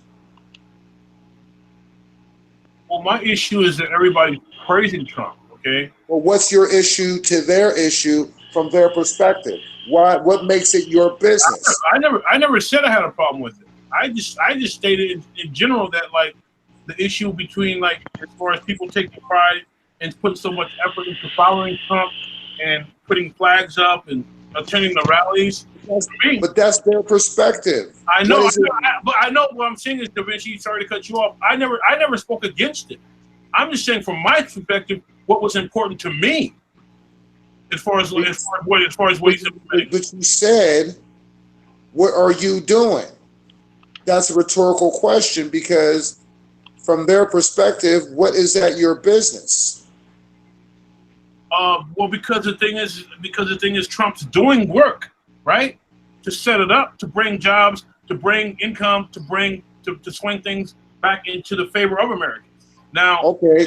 Now, if nobody takes advantage of it, and it ends up biting us because of the fact that we fuck around and have farmers going out of business. We would have a lot of trade getting fucked up. We'd probably lose a good section of IT business sector here in the United States. Then people are going to say, then it's like, well, okay, well, what happened? Well, I got all these jobs to come back here. I opened it up to where people can open up new businesses, up doing trade, up doing IT, up doing this, and nobody took advantage of it because they're too busy just listening to what I said instead of acting upon the things that I facilitate. The people that can do something for what he's done, can act upon it, are acting upon it. There's nobody sitting on their ass saying, damn, Trump's passing awesome policies and getting this country back and going, but I'd rather twiddle my thumbs. There is no businessman doing that. There's none. No, that's my whole point, though, is that, like, it's not just businessmen, it's just people who are maybe even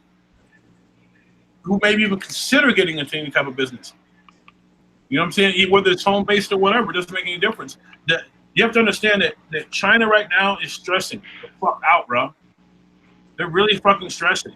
And that's awesome. That's badass. Right. But the thing is, it's only gonna benefit those who decide to try to capitalize on it. Just because they're over there stressing doesn't mean that okay, well, they're stressing. There's no trade going on.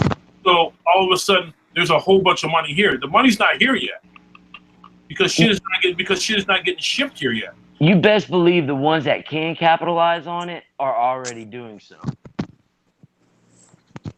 Yeah, that's what I do.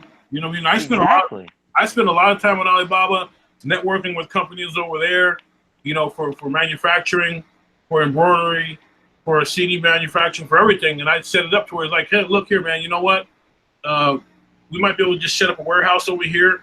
We'll pay a one-time tariff fee to get that shit over here. You guys do all the sales, and I'll drop ship the shit over here, and we split the percentage. You know what I mean? Because at some point in time, on certain things, it's just not gonna be cost effective to even do stuff in China. And that's what we need. That's exactly what we need to happen. Right. But see, here's the thing, though. That doesn't mean that China won't set up business here. And then they already have. Yeah, particularly in Ohio. Like if you look at right, and in return, our American citizens will be getting a paycheck. Right. And that's beautiful. Right. Okay. And at the same time, a lot of that money is subsidized by the Chinese government. So a lot of the big money doesn't stay in this country. It still goes over there and supports it. Hey, we're losing money, to the southern border. Like it's crazy. Yeah, and the cost, the labor difference between China and America is only 5% now. It doesn't make sense. Other than them fucking up their environment for the actual goods, they're not making any money on cheap labor there anymore. It's only 5% difference in what they make and what we make here. So, yeah, that's awesome. Yeah, so shit's getting tight. You know what I mean? But the thing is, like, if they get desperate, there's no telling what they may do. Because it's not hurting me or you. It's going to start hurting the New World Order facilitators is what it's going to do. And that's what we need to happen. Yeah, well, like I said, for me, I don't really concern myself with, like, politics so much, as far as, the big shit that you guys get into, because I'm more ground level and, I have other missions in life, but, to each their own. I guess I'm a little bit more simpler person than that, you know what I mean? But yeah, that's my thing. That I really don't see. I really don't see any benefit unless people really just start to take self-initiative and capitalize on it. I don't have any problems with people, putting their flags up. But like I said, I think being I think it's more how you represent it than anything. You know what I mean? Same thing with like you look at the American flag, and I'm not putting a parallel with, let's say, the Confederate flag, but it's the same thing. It's how you represent it, bro. You know what I mean?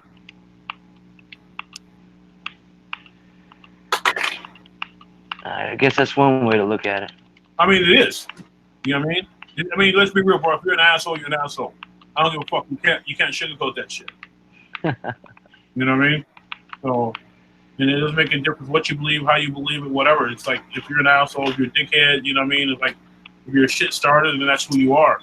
And like I said, people say, well, American flag. It's like, yeah, but how are you representing that, bro? Take pride. You can take pride in the flag, but you can also take pride in action. To say that, you know what, you can look back at that flag 10 years from now and say, you know what, I came in here and I did my thing, and you know what, I speak on the American flag from a perspective of me going in there and living the American dream and coming up.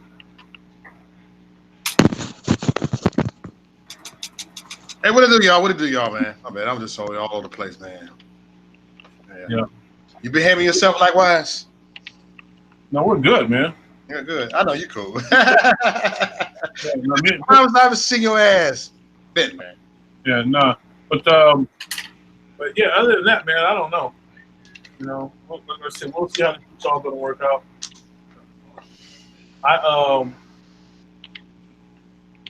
think that like I said, if you guys ever decide to have kids or got kids, just start exploring some avenues to put money away from them for them. You know what I mean? Set them up because shit's getting hard. You know what I mean? Not just having money, but just like buying homes, all that shit. Real estate shit is like where the solid foundation is, not gold, not silver, not diamonds. And that's what I advise people to do, man. Just start looking at money, start looking at resources. Yo, are you downtown? What's that? Wait, hold on. Let me call you right back. Hey, go ahead. All right. One- Hold it down likewise. What's up? Let me call you right Hold back. down One likewise. second. What's on your mind? Hold it down. Jay, taking a break for a second. Go ahead. What's on your mind, bro? Nothing's really on my mind, bro. Right. just So you didn't see that Trump rally earlier, right? It's something that Trump says, and I want you to piggyback on this. Trump said it before, America would never be a socialist country. Your take on the word that he used, America would never be a socialist country.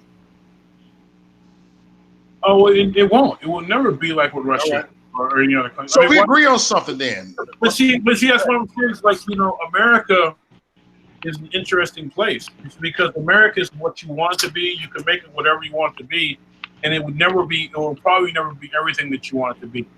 You know what I mean? It's like, did you take your mask today? You calm today. You took your mask today. I'm always calm, bro. I'm not more calmer than what you would think. I need to ask AD though. I got to ask AD that if he calm, that nigga needs some medicine. But no, you'd be surprised, man. Like I said, because that's the thing is like California. I mean, United States is so many different countries within one, bro. Like that's the difference between here and like some other countries. Like when you go to Mexico, yeah, they've got their different states and their different cultures and everything. But America is truly, just a complete 180. Like I can leave California and go to Texas. It's completely different. See, I don't get it. See, what the discussion you and Kate Truth had, right? You disagree with her because she see the fuckery that goes on, how they make homeless shelters for the illegals. Your take on that? Remember, I see you bump ahead with her with that, and you got triggered. No, there was some other stuff that set me off. But I mean, I know, but okay, what's the stuff that set you off? Which I called it. You got triggered. Oh no, we were speaking on the religious stuff. We were Okay. speaking on the religious stuff. But Do you like, want triggered about the reparation? What she said about reparations? nah, man. You see, the thing is, the whole issue with the reparation stuff. Like I said, when we were discussing that, you know, we like unknowingly agreed on that in certain ways because my issue was like I don't think any reparations would do good anything. I'd rather see it in like some type of curriculum, probably not necessarily high school but college, and you know on the history of not just slavery but just in general all the way through the civil rights because and honestly it's not for it wouldn't necessarily be for the native white and black population, but just everybody else. Because it always comes down when you talk about slavery, it's always a black and white issue to where we go back and forth, and everybody else is on the sideline, don't give a fuck, doesn't know anything about it, whatever. But the thing is, like we are rapidly incorporating all these other nationalities, races, cultures, and everything into it to where we both have to deal with it. You know what I mean? We have to blend all that shit in, and so 9 times out of 10, you know, an issue that you may have is based on a bad issue that you may have with somebody based on a misunderstanding, not necessarily from a white person out here, but from a Hispanic or an Indian or somebody else, because that's 9 times out of 10 who you're going to run into. So they have their stereotypes, they have their different understandings, they have their different beliefs based on what they were taught. You see, just like we keep going back to the guy in Idaho. Oh, I thought that, you know, all blacks like this. So imagine like somebody who moves here from India, or he moves here from Pakistan, or moves here from something, and they looking at you like they're looking at a person from Africa. They don't know that, like, you know, it's like, no, I'm not an immigrant. You know, my people are from here. Well, that's exactly why Silicon Valley is able to get away with this censorship, because you got people from India not knowing our constitution that's censoring people, Yeah, you know, because where they come from, that's allowed. So you take an example like that and then put it with something that, you know, you don't agree with, but like Sharia law, you know, that's proof that it can happen here. If it's already happening on a censorship level and our government's doing nothing about it, and then we got examples like in Dearborn or over 900 PD in New York City, you know, being of that religion, you can see how it could happen. Yeah, but you're talking about two different things, man. I'm just giving an example because that for sure has happened from people that don't know the Constitution. Yeah, but the thing is, the Muslims that are involved with Sharia law don't control social media. They don't control the fucking internet. Like, no, but they're in our government. I mean, Dearborn, Michigan is majority on their city council of that religion. So they are working their way into it. You're right. They're working their way into it. Yeah, but the thing is, though, and we know what the imams preach. I mean, I know you're biased likewise, and I me. I'd rather deal with 100% truth and facts. How am I biased? How am I biased? How? Because you are partial to that religion, so you want to take up to that religion, which I respect that. I'm okay with that. Let's be honest about it. No. Here's the thing. I'm not partial towards any religion because I don't believe in religion. But my point, you seem to take up for that faith more than you would for Christianity. So that's how I got that opinion. That's why I thought that. No. It's because we have certain people on here that constantly come on here and they say fuck these, fuck that, like they're ready to go out and shoot some shit up. Yeah, that's wrong. I mean, that's wrong. I know, but my point is that I bring that shit up. I was like, well, you know, then I get dragged into it. And it's like, you know what? I'm not going over there and fucking with those people, bro. They haven't did anything to me. I don't know. But these motherfuckers sitting up here talking fuck this, fuck that. But you know what? When the motherfucking bullets start flying, let's be real, bro. You know what I mean? Like, a lot of motherfuckers are not ready for that. They talk that shit, and they'll go to the rallies, and they'll do all this, but a lot of motherfuckers really are not ready for war, bro. You know what I'm saying? And damn sure not against a motherfucker who's willing to blow himself up. So we can talk all this shit and this and that about Muslims and about Sharia law, but I'm gonna tell you right this: test those motherfuckers' faith, and we'll see what the fuck happens. You know what I'm saying? If you're a real motherfucker, test their faith, whether they're crazy or not. You see what I'm saying? And like I said, Right. that's the whole point. It's just it doesn't concern me, bro. I'm on a different page. It's like, so when we get on here and people say I'm not taking sides in any. I just don't get into all the violent shit. Well, yeah, well, fuck them over here. You never hear me coming like going attacking anybody for their faith, religion, and all that shit. You know what I'm saying? Lifestyle. You never hear me say, fuck all this. Let's go shoot up all the fucking skinheads. Let's go shoot up all the fucking racists. Let's go shoot up all the fucking legal immigrants. I don't come like that, bro. But you have people on here, and we happen to be in a discussion, and I'll be like, you know what? That's fine with you, but I'm not going over there and fuck with the people. Mm-hmm. You know what I'm saying? Like I keep saying, if you're an asshole, you're an asshole. That has nothing to do with religion. You know what I mean? Right. So that's my whole point. And then we got on some other shit where, you know, what's the name kind of says some shit. Oh well, you know, what happens if your son gets raped by a Muslim?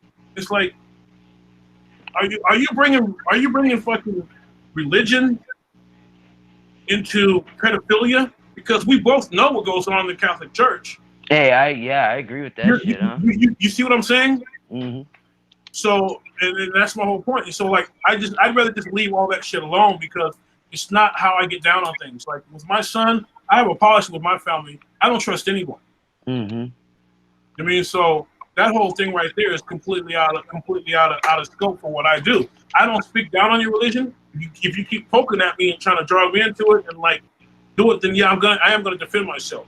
But what you believe in, it helps you get through the day and makes you who you are. It helps you inspire you to be a better person, help people. That's good for you, bro. Right, right. I mean, so let's keep it real. That's how I am. I don't speak out in support of any religion.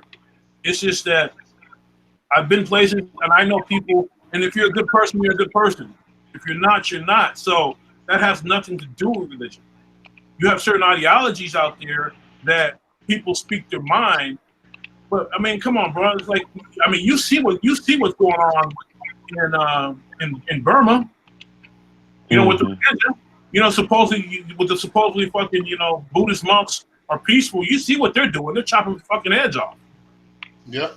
You know what I mean? So let's be real. So the whole perception of you know, motherfuckers coming here and being peaceful, it's like, yeah, when it's cool, it's cool. When it's time to handle business, motherfuckers are handling the business. Heads gotta roll. Mm-hmm. And so that's how I see it. I can't just because somebody follows something or wears something or do that. I'm not gonna hold that against anybody, bro. It's not my place to do it. If you fuck with me or you fuck with my family in any way, then that's a whole different story. You know what I mean? Right. But personally, I can't, like I said, I can't say, well, this person, because he does this, because that. I mean, it's kind of like, you know, in the early 80s, it used to be like, you know, motherfuckers used to wear mohawks and all kinds, you know, just all kinds of weird shit that goes on in this world, man. And so you can't size people up. You know, you have to really know people, man. I know dudes that are fucking complete dicks. You know what I mean? Complete fucking rednecks. But it has nothing to do with racism. That's just with them people being comfortable with who they are, how they want to dress, how they want to hang out, what they want to do. You know what I mean? So you can't necessarily judge a book by its cover. I mean, you could judge by the content and like what you're seeing in the news and what certain people are doing. But I mean, let's be real, man. It's like in America, if we ever have like anarchy in this country, it would look like Purge because because there is no clear enemy. You know what I mean? We're all too fucking mixed up. You know what I mean? So what are we gonna do? Go through Chinatown and just shoot the Chinese, or go through the hood and just shoot the blacks, or you know what I mean? Like, no, man, this shit it can never work on that type of thing. Those dudes are extremely isolated. They're in Dearborn, Michigan, which is a suburb of fucking Detroit, which is such a fucked up city in the first place. You know what I mean? So It's got to start somewhere, though. You know, Yeah. it's not going to end like that. It's not. It's just starting. It's not like that's the stop. right. That's my point. Is that So speaking on it and making people aware of the situation, I think is necessary. right? Okay, but here's the thing. I'd be more concerned. If it's me, I'm more concerned with what China's going to do financially. I'm more concerned with what Mexico is going to do financially. I mean, I agree, but I'm also concerned what's going on in my own country. Yeah, but it is your own country, because you have to understand is that a lot of those people, very people, control this country from the outside in. I mean, come on, bro. You know, they own property here, they own businesses here. You know, like our economy depends on them just as much as we depend on them. You know what I mean? So, you know, as well as they depend on us. But the difference between them is that they're exploiting Africa, they're exploiting Russia, they're exploiting other fucking countries. They don't just have their sights set on the United States. It's a global domination. I mean, that's the point of a caliphate, right? I'm not talking about the caliphate. I'm talking about what China is doing, what India is doing. You know what I mean? That's what I'm speaking on. Is like they have their sights on that. That's more of a concern with me. You know what I mean? Yeah. Well, Yeah. Because the thing is, it's like, okay, let's just say the 1% of Muslims in here decide to do something, right? And you have to understand that. I mean, I'm sure you know that. Like, there's a shitload of militias up in Detroit area as well. You know that, right? And what has the militia done lately? It's not a fact of what they've been doing. What they're doing, what I'm saying is, like, if they're given an excuse or a reason to do something, you see what I mean? Like, motherfuckers might go there and try to clean house in Dearborn. If some crazy shit really, really, really jumped off, the motherfuckers would probably go up there and try to clean house. I mean, I know if some shit popped off down here, I'm ready to clean house. I mean, I'll straight die for this country. I swear to God on everything. To ensure my children and my family have a better life than what could happen, you damn right I'll die. You damn right. Yeah. But what I'm saying is that, like, you can't necessarily you can't necessarily just go around killing people though. That's like the dude who fucking attacked fucking Sikh Indians because he thinks they're Muslims. Right. You know what I mean? Like, I mean, there's ignorant people everywhere though. You can't base everything off a dumbass. But that's my whole point. That's what I'm saying. That, like, if it devolved into anarchy here, you'd have so many innocent people dying just by misperception. But then again, it's just like a free for all. It's like, you know, let me go hunt my enemies down, or I always want, because you know as well as I do, there are a lot of people out here that have a curiosity about shooting somebody, about killing somebody. Well, that's in the culture. That's what we're programmed to do. I mean, hey, there's a reason why the CIA spends all this money on these movies. Yeah, it's not because for shits and grins. Yeah. So, but also like I said, I look at it like this, man. I don't think in our lifetime, our children's lifetime, our grandchildren's lifetime, we will ever deal with any type of Sharia law, because there's been, like I said, there's such bigger issues. You know what I mean? We have China and we have India, which are kind of combined, like, you know, 3 close to 4 billion people. You know what I mean? And both of those countries are based on one culture. You know what I mean? So if those, we're having trade wars with both of them. They're neighbors. There's North Asia and South Asia. If they decide, well, you know what, let's stick it to America. They control so much of the fucking trade that we do it. They control all Silicon Valley. They control fucking the top 20 countries in software. You know what I mean? That's more of a concern to me than a few Muslims in fucking in Dearborn talking crazy. You know? Well, I mean, yeah. Think about it. I mean, bro, come on. Let's be real. Think about how the fucking people, the animals, and everything that die from fucking bad food and shit over here because they don't give a fuck. You know what I mean? Think about all the millions of dollars or billions of dollars that come over here, you know, with counterfeit goods and everything that fuck up our economy. You know what I mean? That's what's happening. It's not necessarily the violence that you have to be concerned about. It's everything else. You know, they bought up all California real estate is so fucking expensive because China bought up so fucking much of it, bro. They bought the houses and they just rent them out. They don't sell them. and that's all government sanctioned. If you're Chinese and you speak English and you're articulate, you can go back there and get $20 million, $100 million, because you have so many investors there that want a part of America to be able to send their kid to school here or just for bragging rights or whatever. Well, I think it's because of long-term goals. I mean, let's not say they don't talk long-term goals. They would like to own this place, man. They would like to. They would like to conquer the world. They would like to have it all. Right, and that's my point. So I'm more concerned about that than some fucking cellophane and fucking, Dearborn, Michigan doing some shit. I mean, unless they got their hands on a nuclear bomb or something. Yeah, I mean, and I only say Dearborn, Michigan, because it seems like that's been conquered. And, there are imams that preach, let's conquer this shit. Let's breed with their women. Let's take it over. And we can see one place it's already happened. So therefore, I can use that for a talking point. But I totally agree with everything you say as well. It's how you word your statement. The world is changing. Absolutely.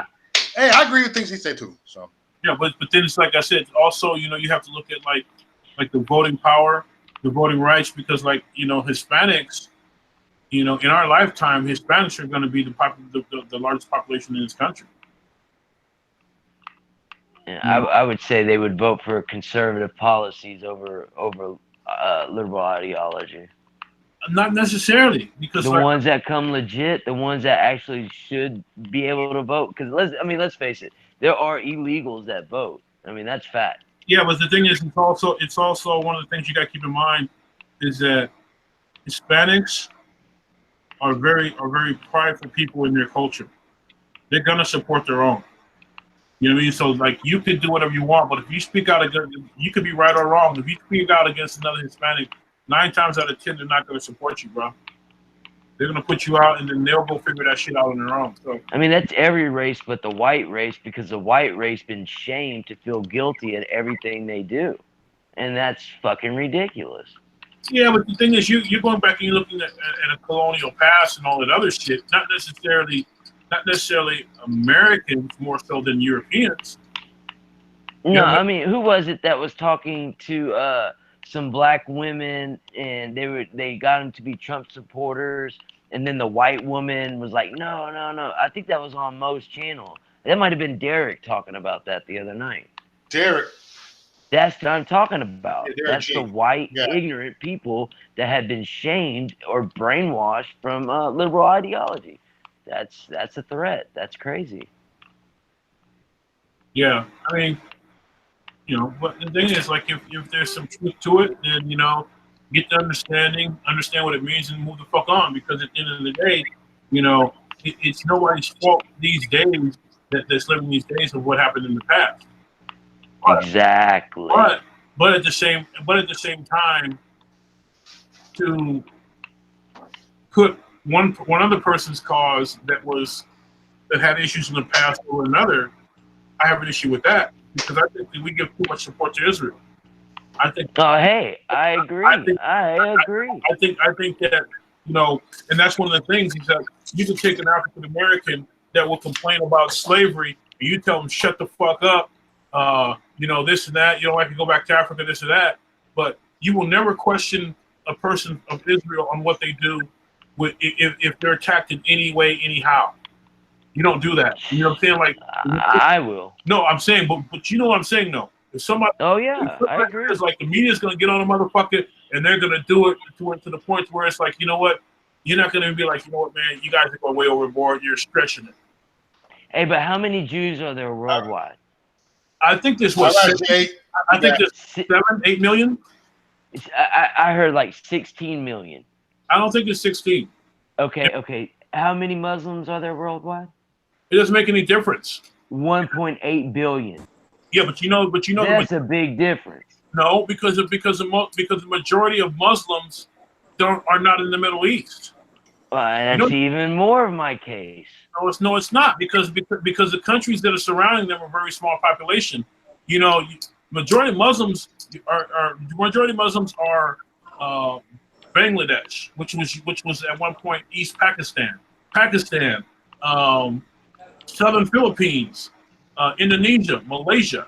That's where most Muslims are at, and they don't even have anything to do with what's going on in the Middle East. You see, that's what I'm saying. When people say talking about There's 76 sects of Muslims. what's that? There's over 76 sects of Muslims. Right, but we're talking about that. We're talking about that population. What I'm I can't tell how that works. But Muslims started in the Middle East, though, bro. Yeah, but what I'm saying is that like just because it started in the Middle East, that doesn't mean that people in southern Philippines or people in Brunei or Indonesia or Malaysia or Pakistan or any other place really gives a fuck about what goes on in Israel. You know what I mean? Just because you practice a faith doesn't mean that like you're born with Israel as your mortal enemy. That's shit. That's biblical shit that you're talking about. That's going way, way back where like they've always had it. That's like 1,500 years. Islam started 600 years after Christ. It doesn't make any difference. It's the location. Yeah, it does. It makes a lot. It makes a lot of difference. That was from the line of Ishmael. Right, we're not speaking on that. Okay, I understand But that. no, but if you're going to talk about it, you gotta know the history, bro. No, I don't because Yeah, you do, man. It's a line of Ishmael. It's the Muslim religion. No, because we were speaking on the population. Abraham is a line of Christianity and Judaism. Judah was from a person called Judah was Israel. Okay, but what does that have to do with Muslims in Indonesia? The Muslim religion itself started from the Prophet Muhammad. He went to a blind cave. His wife's name was Khadijah. All right. So he went to it. And she was a merchant. One day, the story says that Muhammad went to a cave, and then he was approached by the angel Gabriel, which gave him the Quran. Which the first thing he said was the Al-Fatiha. Bismillahir Rahmanir Rahim, Alhamdulillahi Rabbil Alameen, Ar-Rahmanir Rahim, Maliki Yawmiddin, Iyyaka na'budu wa iyyaka nasta'in, so on and so forth. That's the first verse of the Quran, the Al-Fatiha. And also the Quran means to recite. So it was recited to him and it was written down. And it's been the same for the past 1,400 years. After that, after Prophet Muhammad and stuff like that, they started making a thing called a hadith. The hadith was things that the Prophet Muhammad said and what he did and yada yada yada and the different stories. It's another book. Then it comes to another book called the Sunnah. What the Sunnah is how you eat, drink, shit, piss, pray, all that stuff. And what messed it up was the Sunnah.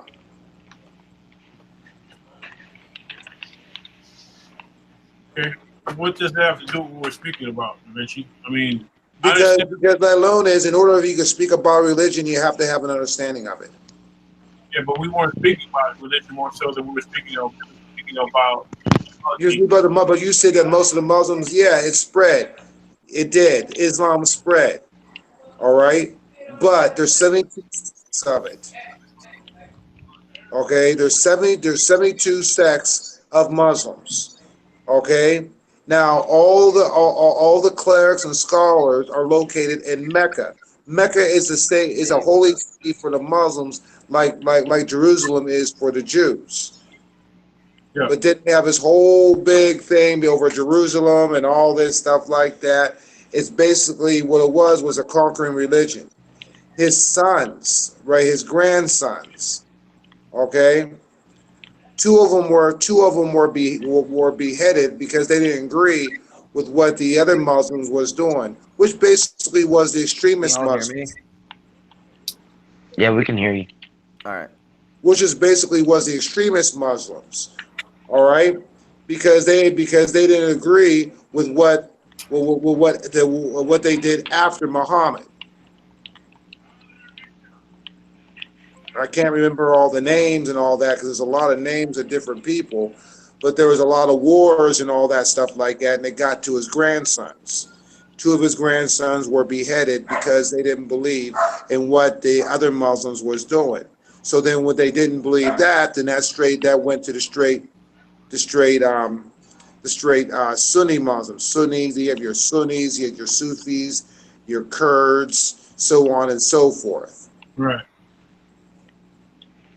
And then they're all, and then they all from the same ideology of what Islam was. It changed over the years, and it basically broke up, which people don't really talk about. Broke up like Christianity, Protestant, Methodist, Baptist. Same thing that happened to Christianity happened to Islam.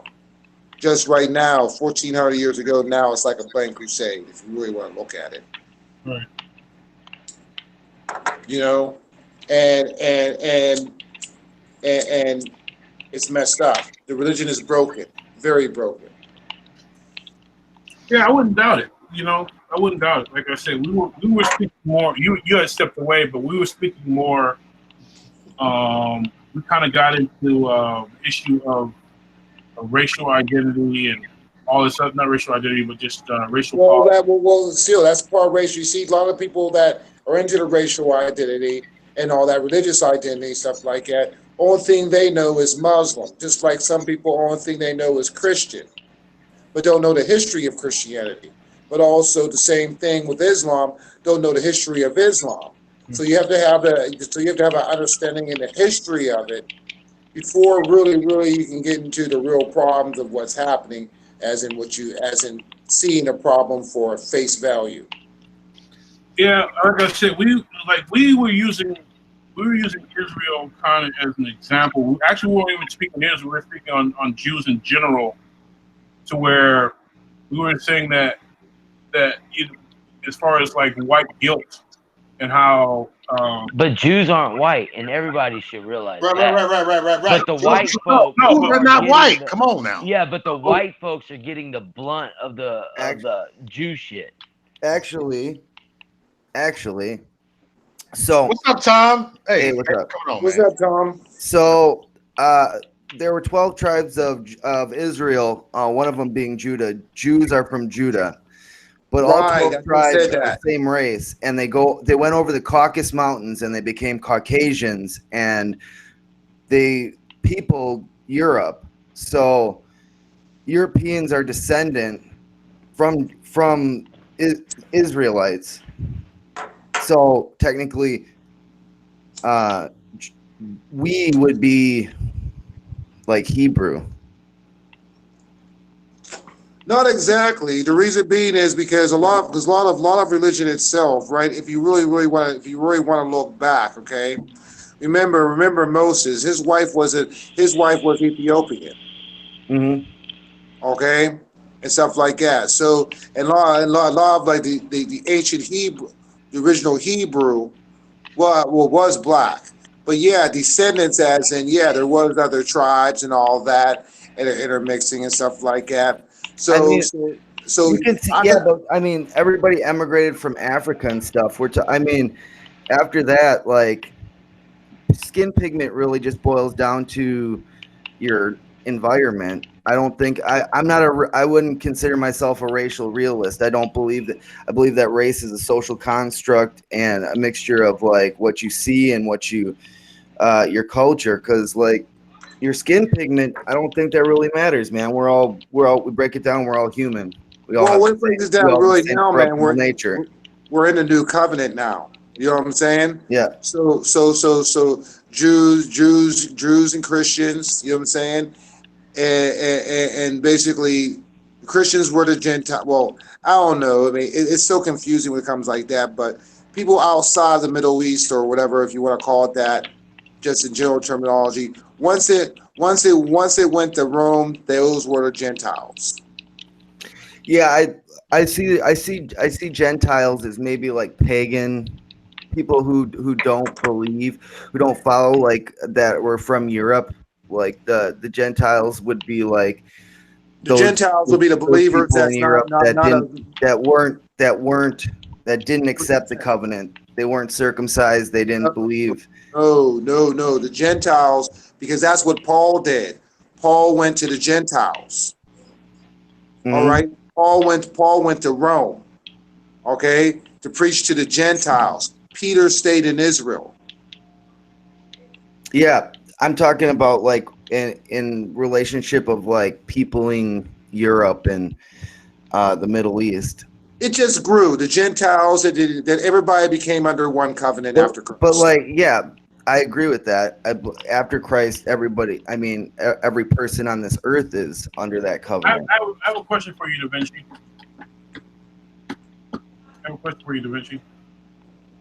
Do you believe that America is obligated to support Israel?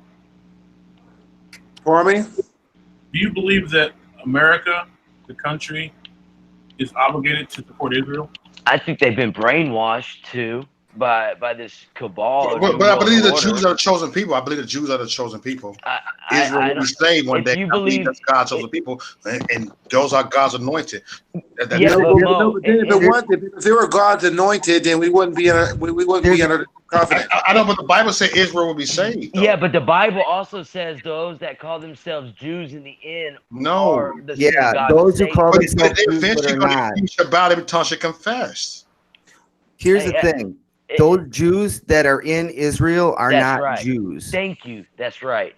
Right. Those are Zionists. How That's could right. you be a Jew and see Jew means the Judaic religion. We love Jews, everybody. We love Jews. The thing is, the Judaic religion. I have no problem with Jews, and I want to get flat. They're gonna think we anti-Semitic, so I can say, it's not. It's not Jews that are the problem. They call us anti-Semitic and all this. It's not. It's not Jews that are the problem. It's Zionists. Exactly. I agree with you on that, Tom. 90% non-practicing Jews. That would be like me saying that I'm Catholic, even though I don't go to church and I don't believe in God and I don't believe in anything that they teach. How can you be a Jew but not a secular Jew?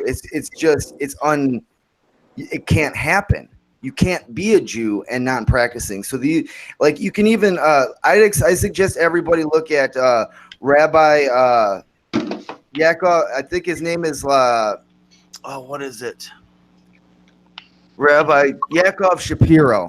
Yaakov Shapiro. He explains the fact that the Zionist state of Israel is actually not Jewish at all. The language is made up. It has nothing to do with the original language of Israel, which was Aramaic, and like way back. It has nothing. It has no connections to ancient Hebrew.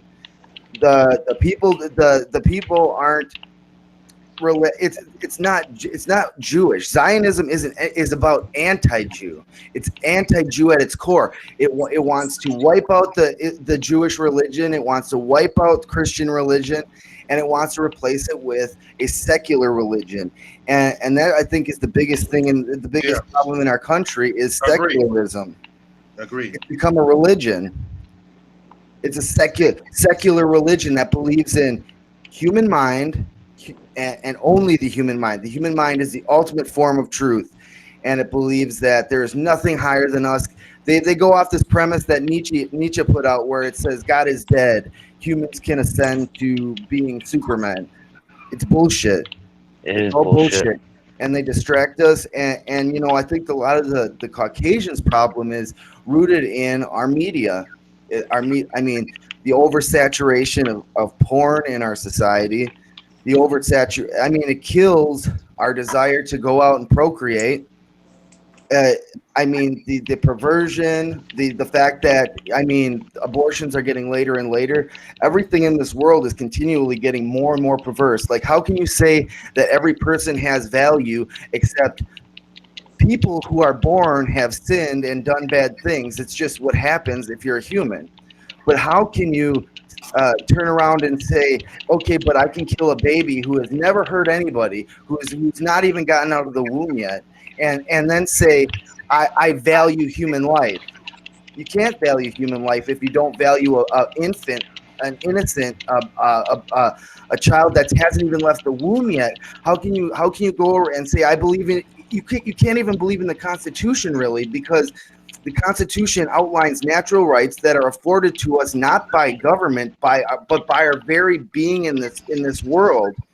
So, how can we say that I believe in the Constitution if I don't even value a life that's more innocent than mine? I have a question There's for no you. value to human life. I have a question for you, Thomas. Yeah. Okay. What is the solution? What is the solution for all the children that are born? For all the children that are born that weren't aborted? Because I mean, we already have a broken welfare system, single parent. That's why and we that's the shouldn't thing. have I more think- illegals come. I think it's changing our code of ethics. I mean, if we value human life, if we value the fact that our actions have consequences, and we teach that to our children, because you need these morals in order to form a coherent and well-oiled working society. And it's not by force. It's not done by government. It's done by the parents to the children. That's the single basis for a society, is the family unit, and the undermining of it and the undermining of morals has led to the increase in sexual promiscuity, and yet people don't want to take responsibility for this action and understand that you create a human life when you take these actions. These are totally preventable actions. If you don't have sex and you wait until you're married or established, then you won't have a baby. It's that simple. It's a totally preventable thing. And yet the baby that results is somehow an inconvenience to the mother. And so then we play up this whole moral story of saying, oh, well, if it was born, it would be a burden to society. Well, that's a collective thinking. We don't even value the individual. We see that baby who would be a drain on society as a cancer rather than a human life. I believe in an individualist approach that values the individual over the collective. Okay. No, yeah, I was just curious because I mean, the way I look at it is that I'm not for or against, but I do think there should be. I do think there should be limitations on abortion. I mean, It's agree wrong with- across the board. It's murder. Murder is murder, no matter which way you look at it. I completely understand that. I don't disagree with it, but I agree with exceptions. I mean, if the mother's life is in jeopardy, but that's a very rare case. no, I understand that. I'm looking at it. I still can't do that. You know what I'm saying? Because number one, it'll still be on my conscience.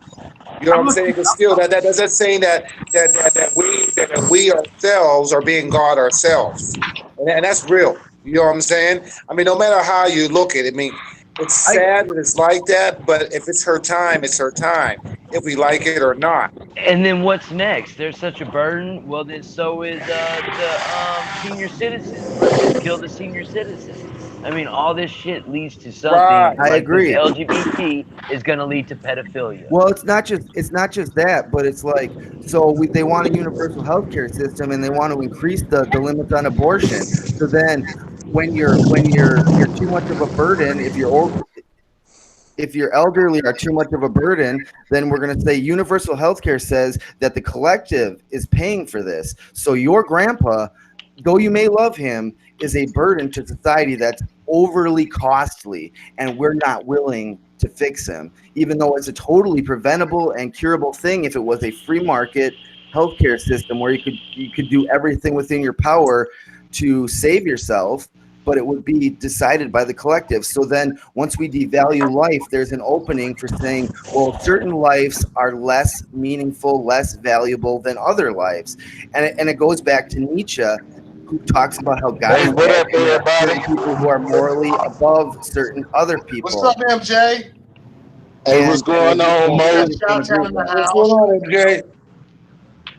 Hey, how you Exactly doing, right. man? What's happening? All right. I mean, because you know what, man? If we truly, I mean, it'll always have to go back to Rita, because Rita put me on a show. Rita put me on the spot. You know what I'm saying? And Yes, Rita did do that. you know what I'm saying? Rita put me on the spot. Okay, and it's like this, but I'm gonna put it simpler than that. Okay. Now let's look at Jesus' time. Let's look at all the prophets and all that. Yeah. Okay. All right. they wasn't about religion. They were about God. They were about spirituality. Religion is man-made. You know what I'm saying? And people don't want to hear it, but it is the truth. Okay, we the people who don't believe in religion but believe in God and Jesus Christ, we are the ones going to be persecuted because we're not programmed by the dogmatics. Yeah, I get agree that. with that. I can dig that. You know what I'm saying? Because the churches are wrong. It's infiltrated. It's infiltrated by paganism, Satan. Yeah. I mean, I'm even trying to get back to having Saturday as the real Sabbath, not because of Judaism, no, because that's the way it was supposed to be in the first place. I mean, I have more problem with like the Catholic Church and the worshiping of idols and praying to dead people, and it's Right, all, me too. and it's like taking, you know, you don't actually read the Bible, you just read the catechism, and that's man-made. That's not the word of God. When you go to church, you're supposed to hear the Bible and not just a sermon from a preacher who gives you his opinion. Right, but also a lot of people know it. A lot of people know it, right? Mm-hmm. But I ain't gonna say don't practice it, or I'm gonna say try to practice it because all of us can't practice it to its entirety. We are all in sin, but at least attempt to practice the way it's supposed to be practiced. And we don't do that. The churches don't do that.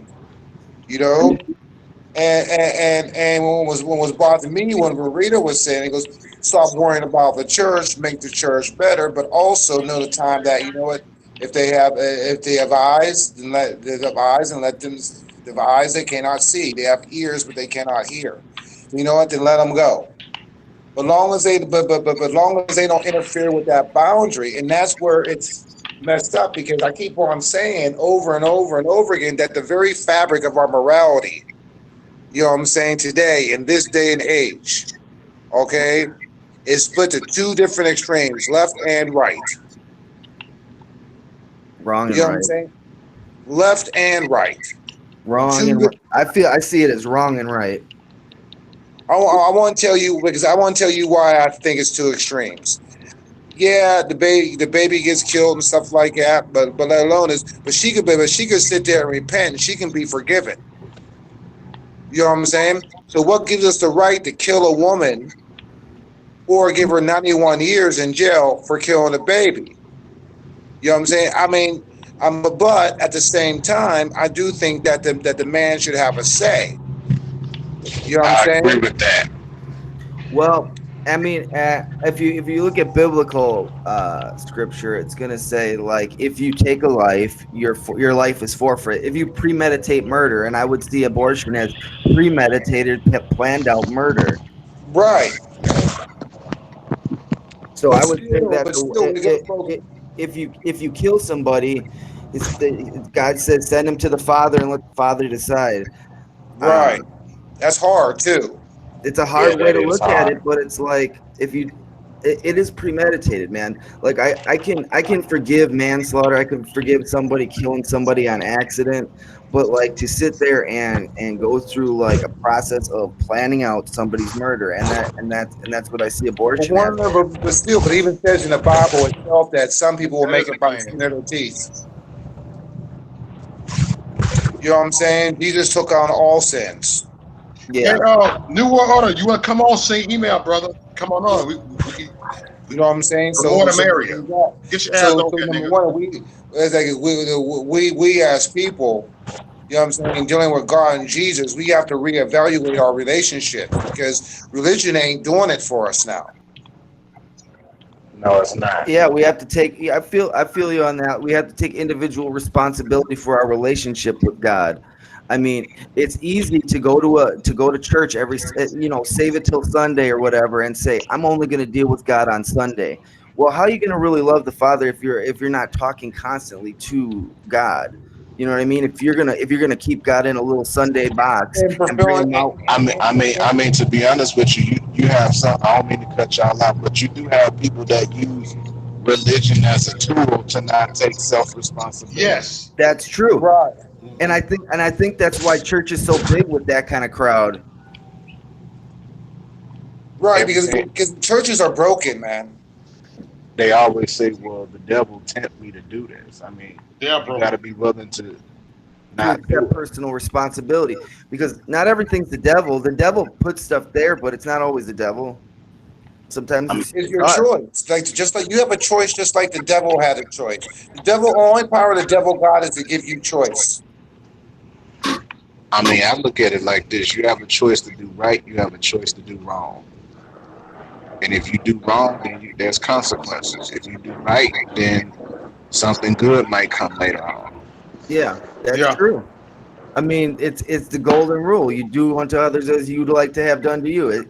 It's silly. It seems silly, but it's the truest thing you'll ever hear. It's all the attributes of the Ten Commandments, because that's what the Ten Commandments was about. Yeah, Doing unto others as others do unto you.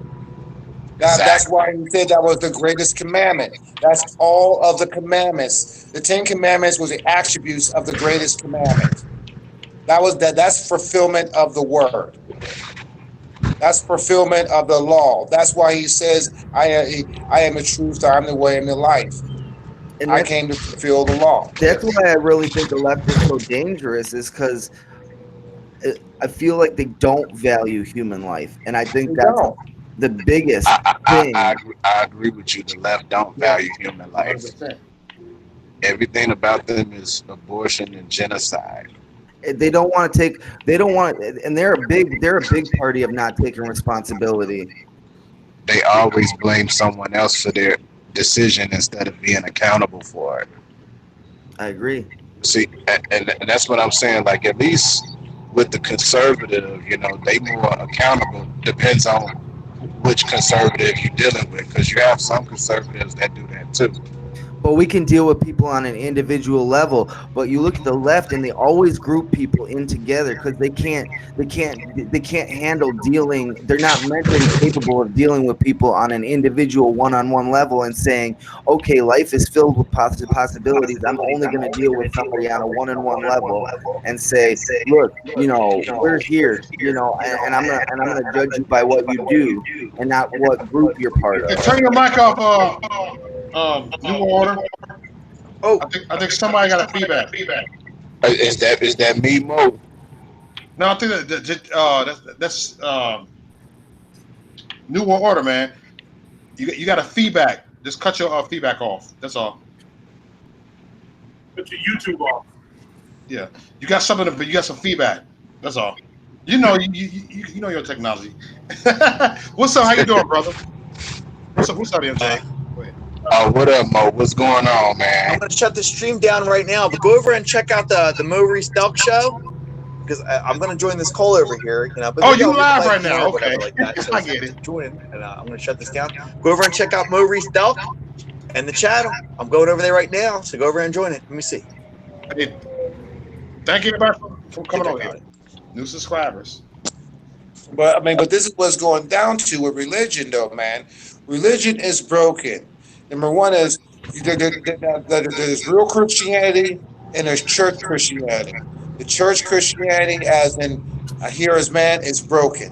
Point blank. They're not preaching the right stuff. I agree. I think it's the traditions of man make void the word of God. The church, most of these churches sold out to the Democratic Party. That's why I don't go to church anymore. I think it's deeper than that. I think it's by design, and I think it's way deeper than that. Yeah, to bring us away from the church. I think it's way deeper. I think it's absolutely. That's why they get mad when you start speaking some real truth to them. Mm-hmm. Because like look, if you take people away from the church, take them away from God, then you take them away from their conscience, and then they'll do more stuff. It's just, once you get rid of like that morality, you start losing common sense, and when you start because you don't have those parameters in which to like contain your thoughts and like kind of have those reality checks. So if you have no way to like say, okay, well, this is objective. This is objectively right. then like everything is permissible. Just like if we didn't have like if reality wasn't actually objective instead of subjective, which the left seems to think that you can be a man can be a woman and a woman can be a man. I don't care if you cut your dick off, you're still a man. You still a man. Shit. You're still That's gonna how I have look the at right it too. Like chromosome. at the end of the day, it don't matter You what can't you do. produce. If you ask me more about how you're raising your home.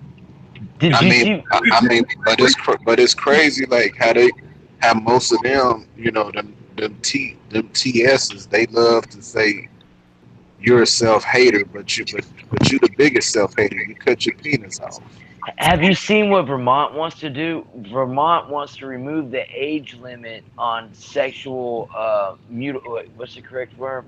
Mutilation. I would say mutilation, but some would say gender reassignment. Yeah, so if I want to choose my 5-year-old to, you know, turn into a female, I can do that as a parent. Jeanette. See, that's what the left does, man. That's what they tolerate. That you give them an inch and they take a mile. That's been my whole point of tonight. Hello, man. This is what I think. It's these people are so angry that it's like they're not creators, so they want to create something. So they take what is and then they turn it into what it shouldn't be. Like they want to make black white. They want to make light dark. They want to make everything what it is not. They want to make man woman and woman man. They want to turn everything into a perversion. Sad. I think they're satanic. You know, really. They're all Luciferian doctrines. If you study into Anton Savander LaVey and exactly. These guys are like Crowley. They're deep into like Hollywood and LA and that kind of stuff. Exactly. And it was not a jump to see that crossing over. Michael Aquino just did an interview. It dropped like 3 days ago. Hollywood, you have a lot of transgender elites. Anton LaVey was actually in San Francisco, not Los Angeles. Oh, my bad. Did I say that or did? Yeah, his church is actually in San Francisco. But I mean, it's still all in California there, and yeah, but you guys got to stop that, man. California is not just like one little small state like you guys are back there, man. California is literally the distance from New York City to Atlanta, Georgia. No, I'm not saying that. I'm not saying it's culturally I'm not saying it's culturally homogenous. I'm saying that these circles could have easily traveled within each other. You know, when you have like parties with people that have like minds, they get together. You know what I mean? We know that Hollywood is steeped in drugs and alcohol and stuff, and Satanists would travel with these people. Yeah, well, you know, California is not always about that, bro, because you have to keep in mind that we voted down same-sex marriage. The people voted down same-sex marriage. It used to be red. What? California. Most of California used to be, but not all. But a nice portion of it. I'm saying within like the last 10 years, we voted down same-sex marriage, but the Constitution came in, the Congress came in and overridden it. Okay. We didn't support it. That put a huge split between African American community and the LGBT shit out here because blacks out here voted that shit down. I know that there was like a whole movement for like to split North and South California. I don't know how much traction it got. Impossible. Can't happen. It never happened. California could be split into 5 different states. So well, I'm not saying that it would work. What's that? The history of California, like in the Bay Area, right? Like, there's always like a lot of communism and Marxism in the Bay Area, right? Like a long history of it. No, man. See, everybody's got that twisted. See, the University of you've been around for a while. Like, what about? Did you know anything? Do you live in California right now? Yes, I do. What do you think about like over in the Bay Area, Jim Jones and the Jonestown people and the People's Temple taking over politics in the Bay Area back in the late 70s? Well, that was a different time. You know, Well, that was a different time, but they were all socialists. A lot of people out there, they get confused. They think that Jim Jones was some kind of Christian fanatic, but actually he worshipped Lucifer and he was a socialist. yeah. His church was actually in Redwood Valley in Ukiah, North Yeah. Carolina. I know that some of the Bay Area is really heavily military, isn't it? No, not anymore. We had the Navy base here. The Navy base is gone. Oh, okay. my bad. Presidio base? No, Presidio's been gone for 20, 30 years, but we also had the Yeah, Navy. Presidio base. Yeah, it emerged and they came out with another one. You know, the Presidio base, there were, there was a lot of, there was a child molesting scandal in I'll be Presidio. right back. Yeah, but there are no military bases in North California now. Did you ever hear about the Presidio military base child sex scandal where Michael Aquino, founder of the Temple of Set and the Church of Satan, was involved with molesting children? Oh yeah. Aquino's horrible. Yeah. Like I said, you know, we have keep in mind that California has certain cities that are just so big and so powerful that their agenda doesn't necessarily affect other places. It's like we keep hearing about San Francisco in the Bay Area. San Francisco is not the biggest, richest, or most powerful city, and even in Northern California, San Jose is, which is 30 minutes away. They have a larger population, they have more money. That's where Silicon Valley is. It's not San Francisco. Do you see the connections that I'm trying to make right here? And I always have kind of between Presidio and even like the Jim Jones cult and how creepy those people all were. Like, do you think there's any connection between Jim Jones, Presidio, and Colonel Michael Aquino, who was a former NSA member and a big deal? Colonel Michael Aquino. Nah. Jim Jones is on some other stuff, bro. You know what I mean? Well, no, they kind of were. No, the Temple is Set. They're Luciferians. Yeah, no. The Temple is Set, and they worship Lucifer. I understand that, but what I'm saying is that his agenda was completely different than the other people. Other people were. And Michael Aquino, no, it's all Luciferian. Not everybody knows about all that. I'm not trying to I'm trying to put the research together. And I know that the fact that you actually know about Presidio and you know about Jim Jones and where he lived, that's actually a major connection to some of the things that I try to bring out to people. And the fact that socialism actually has a religion, and a lot of people don't understand that socialism has a religion. If you ever read Rules from Radicals, and Ben Carson talked about this, he talked about it. The Rules for Radicals in the beginning, it has a foreword, and that's Saul Alinsky's Rule for Radicals, dedicated to Lucifer.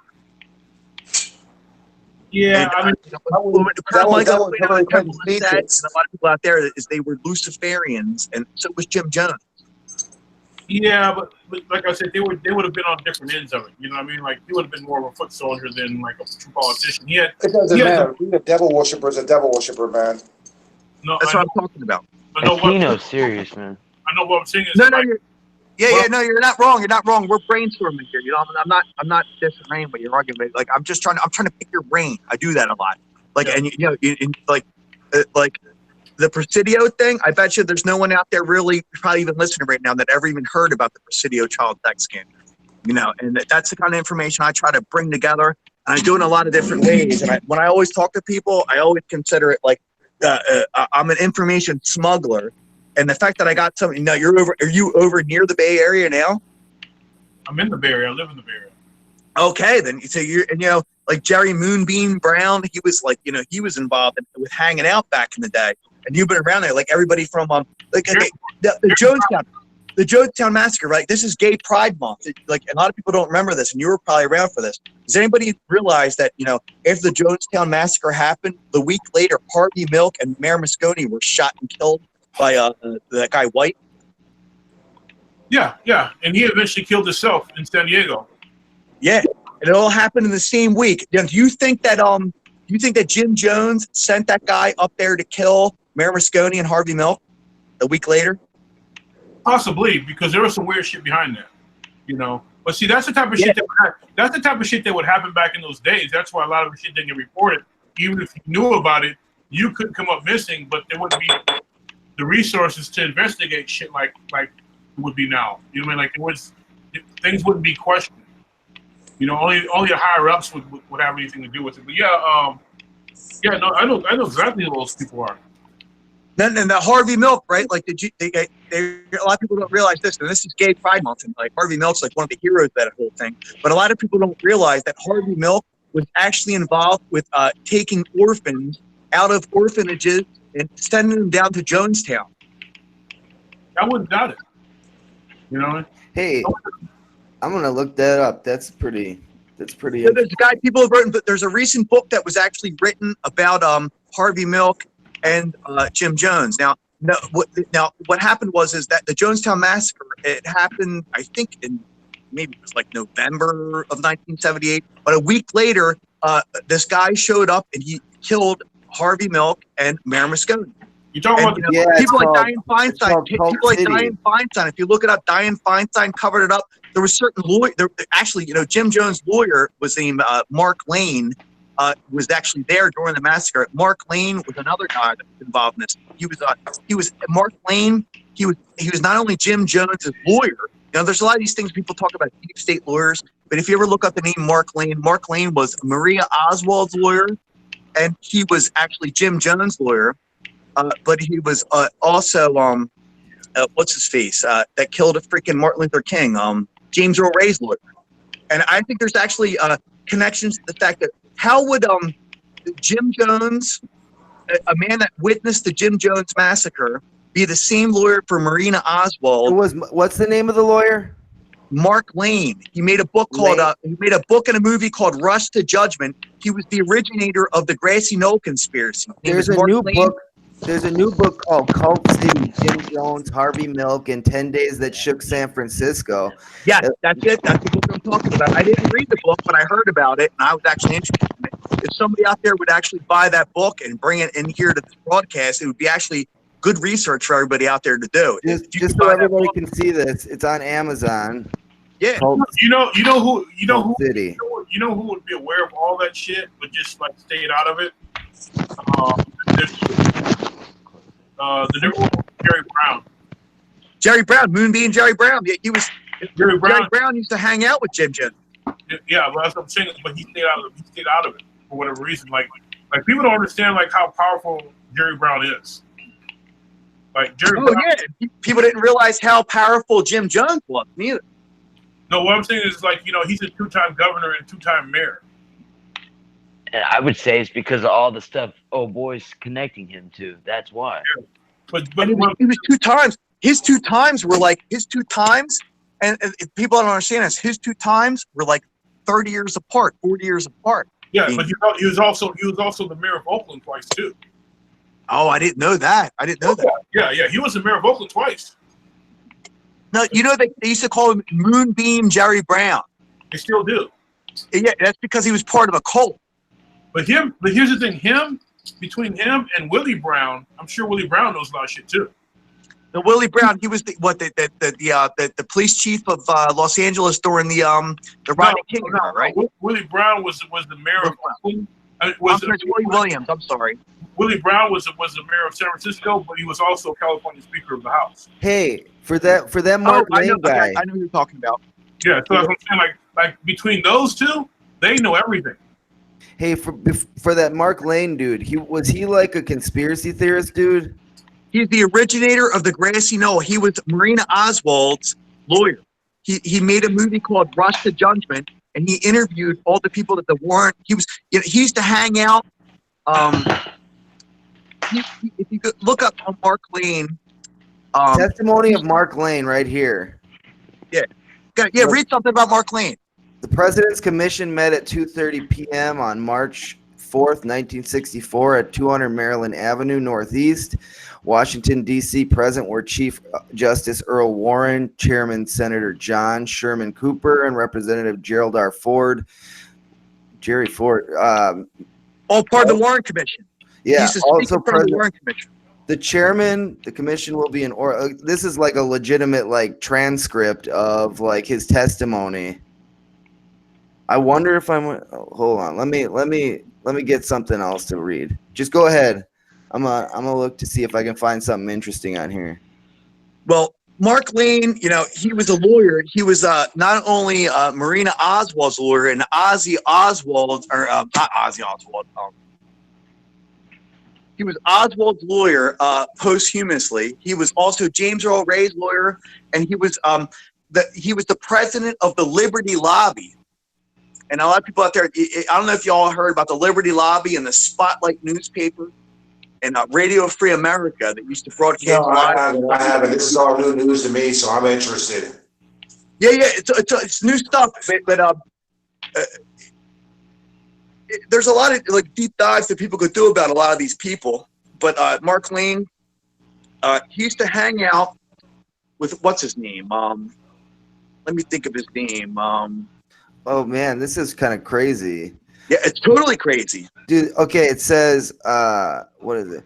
The chairman. I didn't get the. Okay, Mr. Lane, I'm asking the commission if it does conclude that the pictures have been doctored to consider investigating the method by which the doctoring took place, who was responsible, and whether or not an effort has been made to influence the members of the commission while not directly through the publication of this picture, which certainly has been circulated very widely throughout the country.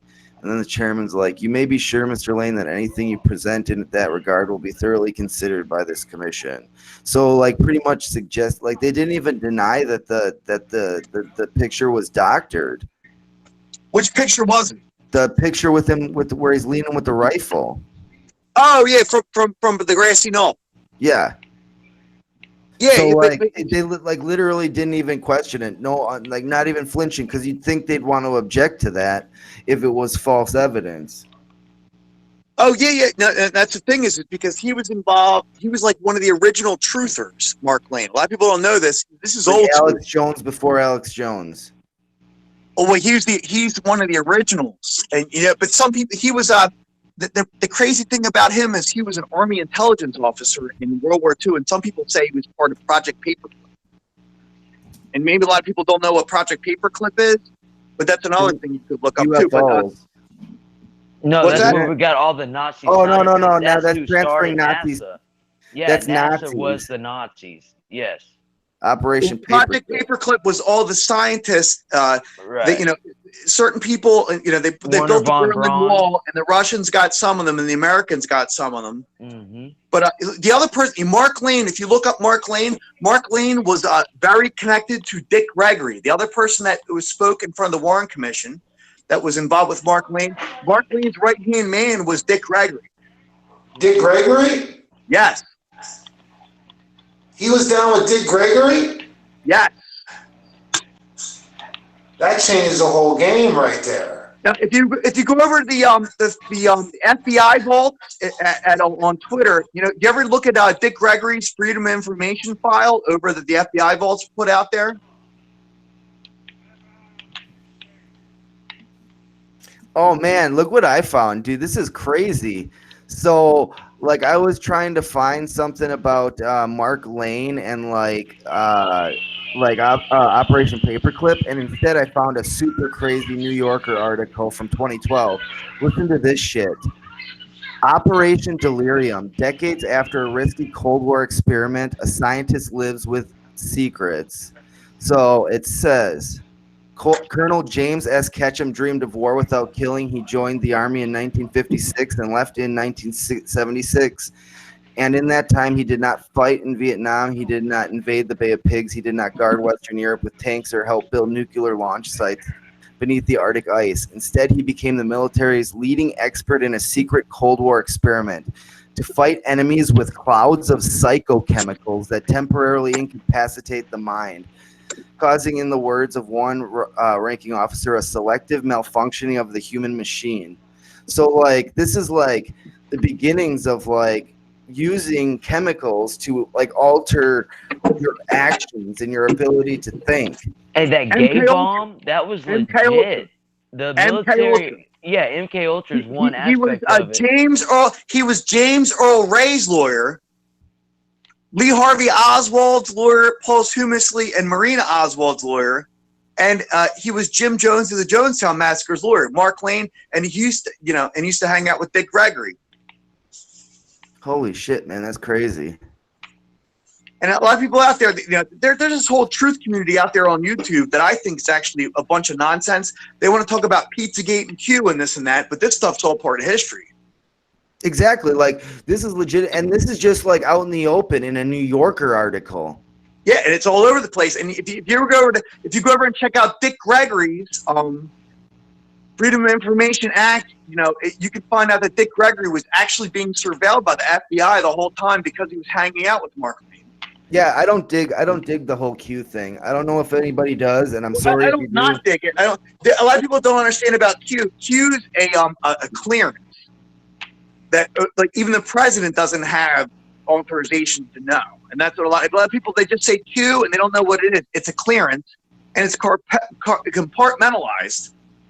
There's no leaks in Q, but maybe there could be now, with the way things are. But the word was back in the day, there's no freaking way someone would be able to leak Q nothing, because Q is like, compartmentalized in so many different ways that even the president doesn't have access. Well, I think that may be the secret right on the top. I think that Q is disinformation from those people that have Q clearance and are running the show.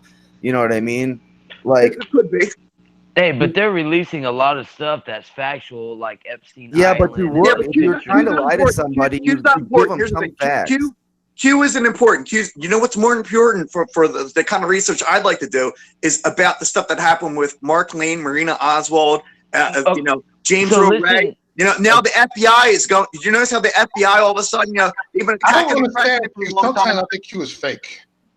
Yeah, well, it doesn't even matter. That doesn't even matter, because the good thing about Q is it's got these nerds out there reading articles and doing exactly. Yeah, that's the only good thing I could say about it. Like, there's nothing bad about that, because you could read everything that Q says and it could go in one ear out the other. But if they tag, no, it's not bad. Everybody, if you're Q, you're fine. But I'll give my opinion. I think Q is fake. Well, that's the thing. Oh, yeah, I don't like the cult that's grown up around it. Like, Trump has everything under control. Trump is fighting for his life. Well, no, Trump's got everything under control.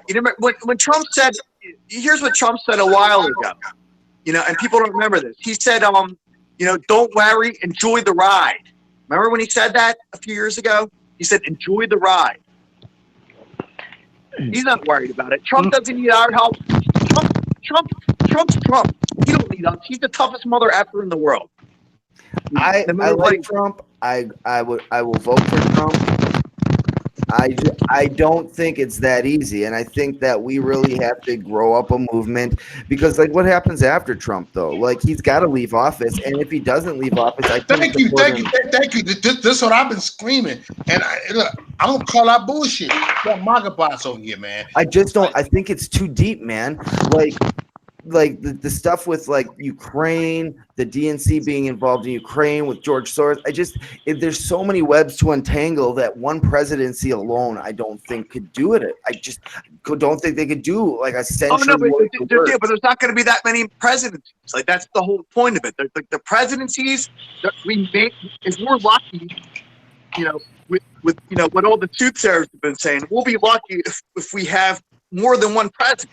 A lot of people have been saying, now Donald's not going to be the last president, but maybe the last president after Donald, maybe the last president. A lot of people I think Donald Trump is going to be the last president. I think this country is going to split. Well, no, I think we'll get another president. President. But they won't be in long. It'll probably something will happen, and the country will split. He'll die. Something will happen. I just don't see because the country's too divided after Trump. Really split. Yeah, but we're about to come together. Now, I think we're about to come together, because I think people are about to realize Trump is not here to say. I mean, yes, he's here to slow down a one world government. The new world order is eventually going to happen. Amen. God from Trump in office to slow it down. That's right. Well, I don't know if we could ever tear it down. It's going to happen. People trying to fight about it. It's like there were some people out there. Listen, you've been a MAGA bot. Yeah, but I mean, he could tear it down, and he could be the influence for all of us. But he's an old guy. We're going to keep on going. Well, I mean, there is prophecy in the Bible that says, there's prophecy. There's where the prophecy is. You know what some of the prophecy is. You know where a lot of the prophecy that I could talk about. A lot of prophecy that I could talk about, that I'd like to talk about, the fact that Donald Trump's not going to be allowed the last president. But there was a prophecy. You want to talk about prophecy? I want to say there's a prophecy that says that the time of tribulation is shortened for the sake of the elect. Because You want to know? Talk about prophecy, right? I call my own patriots out too. Real quick, I think that Trump is before I forget. the shortening. He's like the reprieve that we get before shit really hits the fan. And I think Oh, when yes, we- yes, okay, I agree with that. Okay, See, my you know what problem that with prophecy is? you follow Trump blindly. Hey, No. the Aquino guy, the Michael Aquino guy, whoever's been talking about researching him and stuff, you have to. He just dropped another interview like 3-4 days ago. It's a 2-parter. It's on the Miles Johnston channel, and he goes in depth to all kinds of insane shit. I I've can't never no heard more. him Yeah, talk I'm about. coming on, Mike. So y'all talk. I can't right now. Y'all talk. Go ahead. So just check it out. The guy that's researching Michael Aquino knows about him. I've been looking to the occult for like 20 years and shit. And the shit that he just came out like 3-4 days ago, it's on the Miles Johnston Bases 70 episode 3 and 4. Hey You man, have to listen. hey guys, to it. I'm gonna hit No, it. I know all about Michael Aquino. Michael Aquino used to go on Geraldo, and he was actually on the Oprah Winfrey Show a few times. Yeah, he's evil, man. He's just he's evil guy. He should be. He used to hang out with Anton LaVey. And You Sammy don't want to Davis be Jr. part of the He used to hang fuckery. out with if you go look up a picture, there's a picture of Anton LaVey, Michael Aquino, and Sammy Davis Jr. together. Yeah, absolutely. Absolutely. Hey, you know I respect you, my brother, but we all got different opinions. New Order. We got different opinions, and that's why I put you on here, because we're never going to agree with each other 100%. This is why These are my opinions. No, these aren't my opinions. Everything I it's your say. opinion. I respect your opinion. I'm letting you know I respect your opinion. Yeah. A lot of these aren't opinions. These are like stuff. These are the opinions that you're saying, though. See, I'm giving you prep. You still bubbling your gums. Yeah. about like this whole thing, this whole information war that's been going on for a while. It's so You dangerous and it's still so bubbling scary. your gums. What's that? You- I gotta go real quick. I got an appointment. Never mind. Never mind. I'm done arguing with you. Go ahead. What's that? Oh no, I'm not arguing with anybody. I'm not arguing with No, anybody. I'm not arguing either. I'm listening. Go ahead. Speak your mind. Oh no, but my thing is I just try to put out there, like, especially what I did tonight. Like, it's not nothing that I said tonight. I have opinions. You know what I got opinion about? Yo, Mo, what do you think about the whole thing about this April chick, this reporter that accosted the president and asked him about the Central Park 5? What do you think about that whole thing? I would believe shit when it happened. Did you see that whole thing with the Central Park 5 and they questioned Trump because Trump put out this The thing is, they're gonna question Trump no matter what happens. Yeah. We gotta prepare for that. They're gonna question our president no matter what happens. If we get an earthquake, if Illinois get an earthquake, the major earthquake, they're gonna blame it on Trump, no matter what. So I didn't know anything about Central Park 5 until that night on Mo's live when AD was on here and everybody was going crazy about it. Oh, AD. So yeah, AD, you want to get on here tonight? So the next day, I went and listened to an interview from those guys. They're out of jail. I mean, they all got like $7 million and shit. I mean, what relevance is there with Trump in that happened 20 years ago? Well, because in 1989, he put out basically an article, and I remember this when it came out, saying that we should bring back law and order and the death penalty. And here's the thing about this whole entire thing that they're bringing it up now, and this reporter brought it up right now, is those guys all got to they went off scot-free after a few years in prison. Well, they were found the other guy innocent. took responsibility for it. This older guy took responsibility for the whole thing. But now the mainstream media wants to dig the whole entire thing up. They kind of play the race card. That's the only way I can figure out that they're doing it and why they're doing it. It's all irrelevant. It's all brainwashing propaganda bullshit. It's all irrelevant. Well, it could be, but like if the mainstream media wants to dig up this old skeleton, like who knows which direction it could go. The only thing we haven't heard from them, and I'm actually wondering if Donald's going to be able to put this. Like, what if we hear hold on, y'all. I want y'all to stay online. I'm about to cut the live feed off right now, but we're gonna stay online and talk, okay? Thank you everybody for coming on here. Yeah. No, stay online. Stay online. We're gonna be talking, y'all. But thank you, everybody. Much love. Make sure you like, subscribe, and share. We'll be back on here many more times, y'all. So much love. Hey, thank y'all for coming on here, y'all. Yo, go check out Dick Gregory and Mark Lane's connection, everybody. Dick Gregory, Mark Lane, and the Warren Commission. Yes, this is a 4-hour stream. Okay. Hey, Much love, what y'all talking about? Deuces. See ya.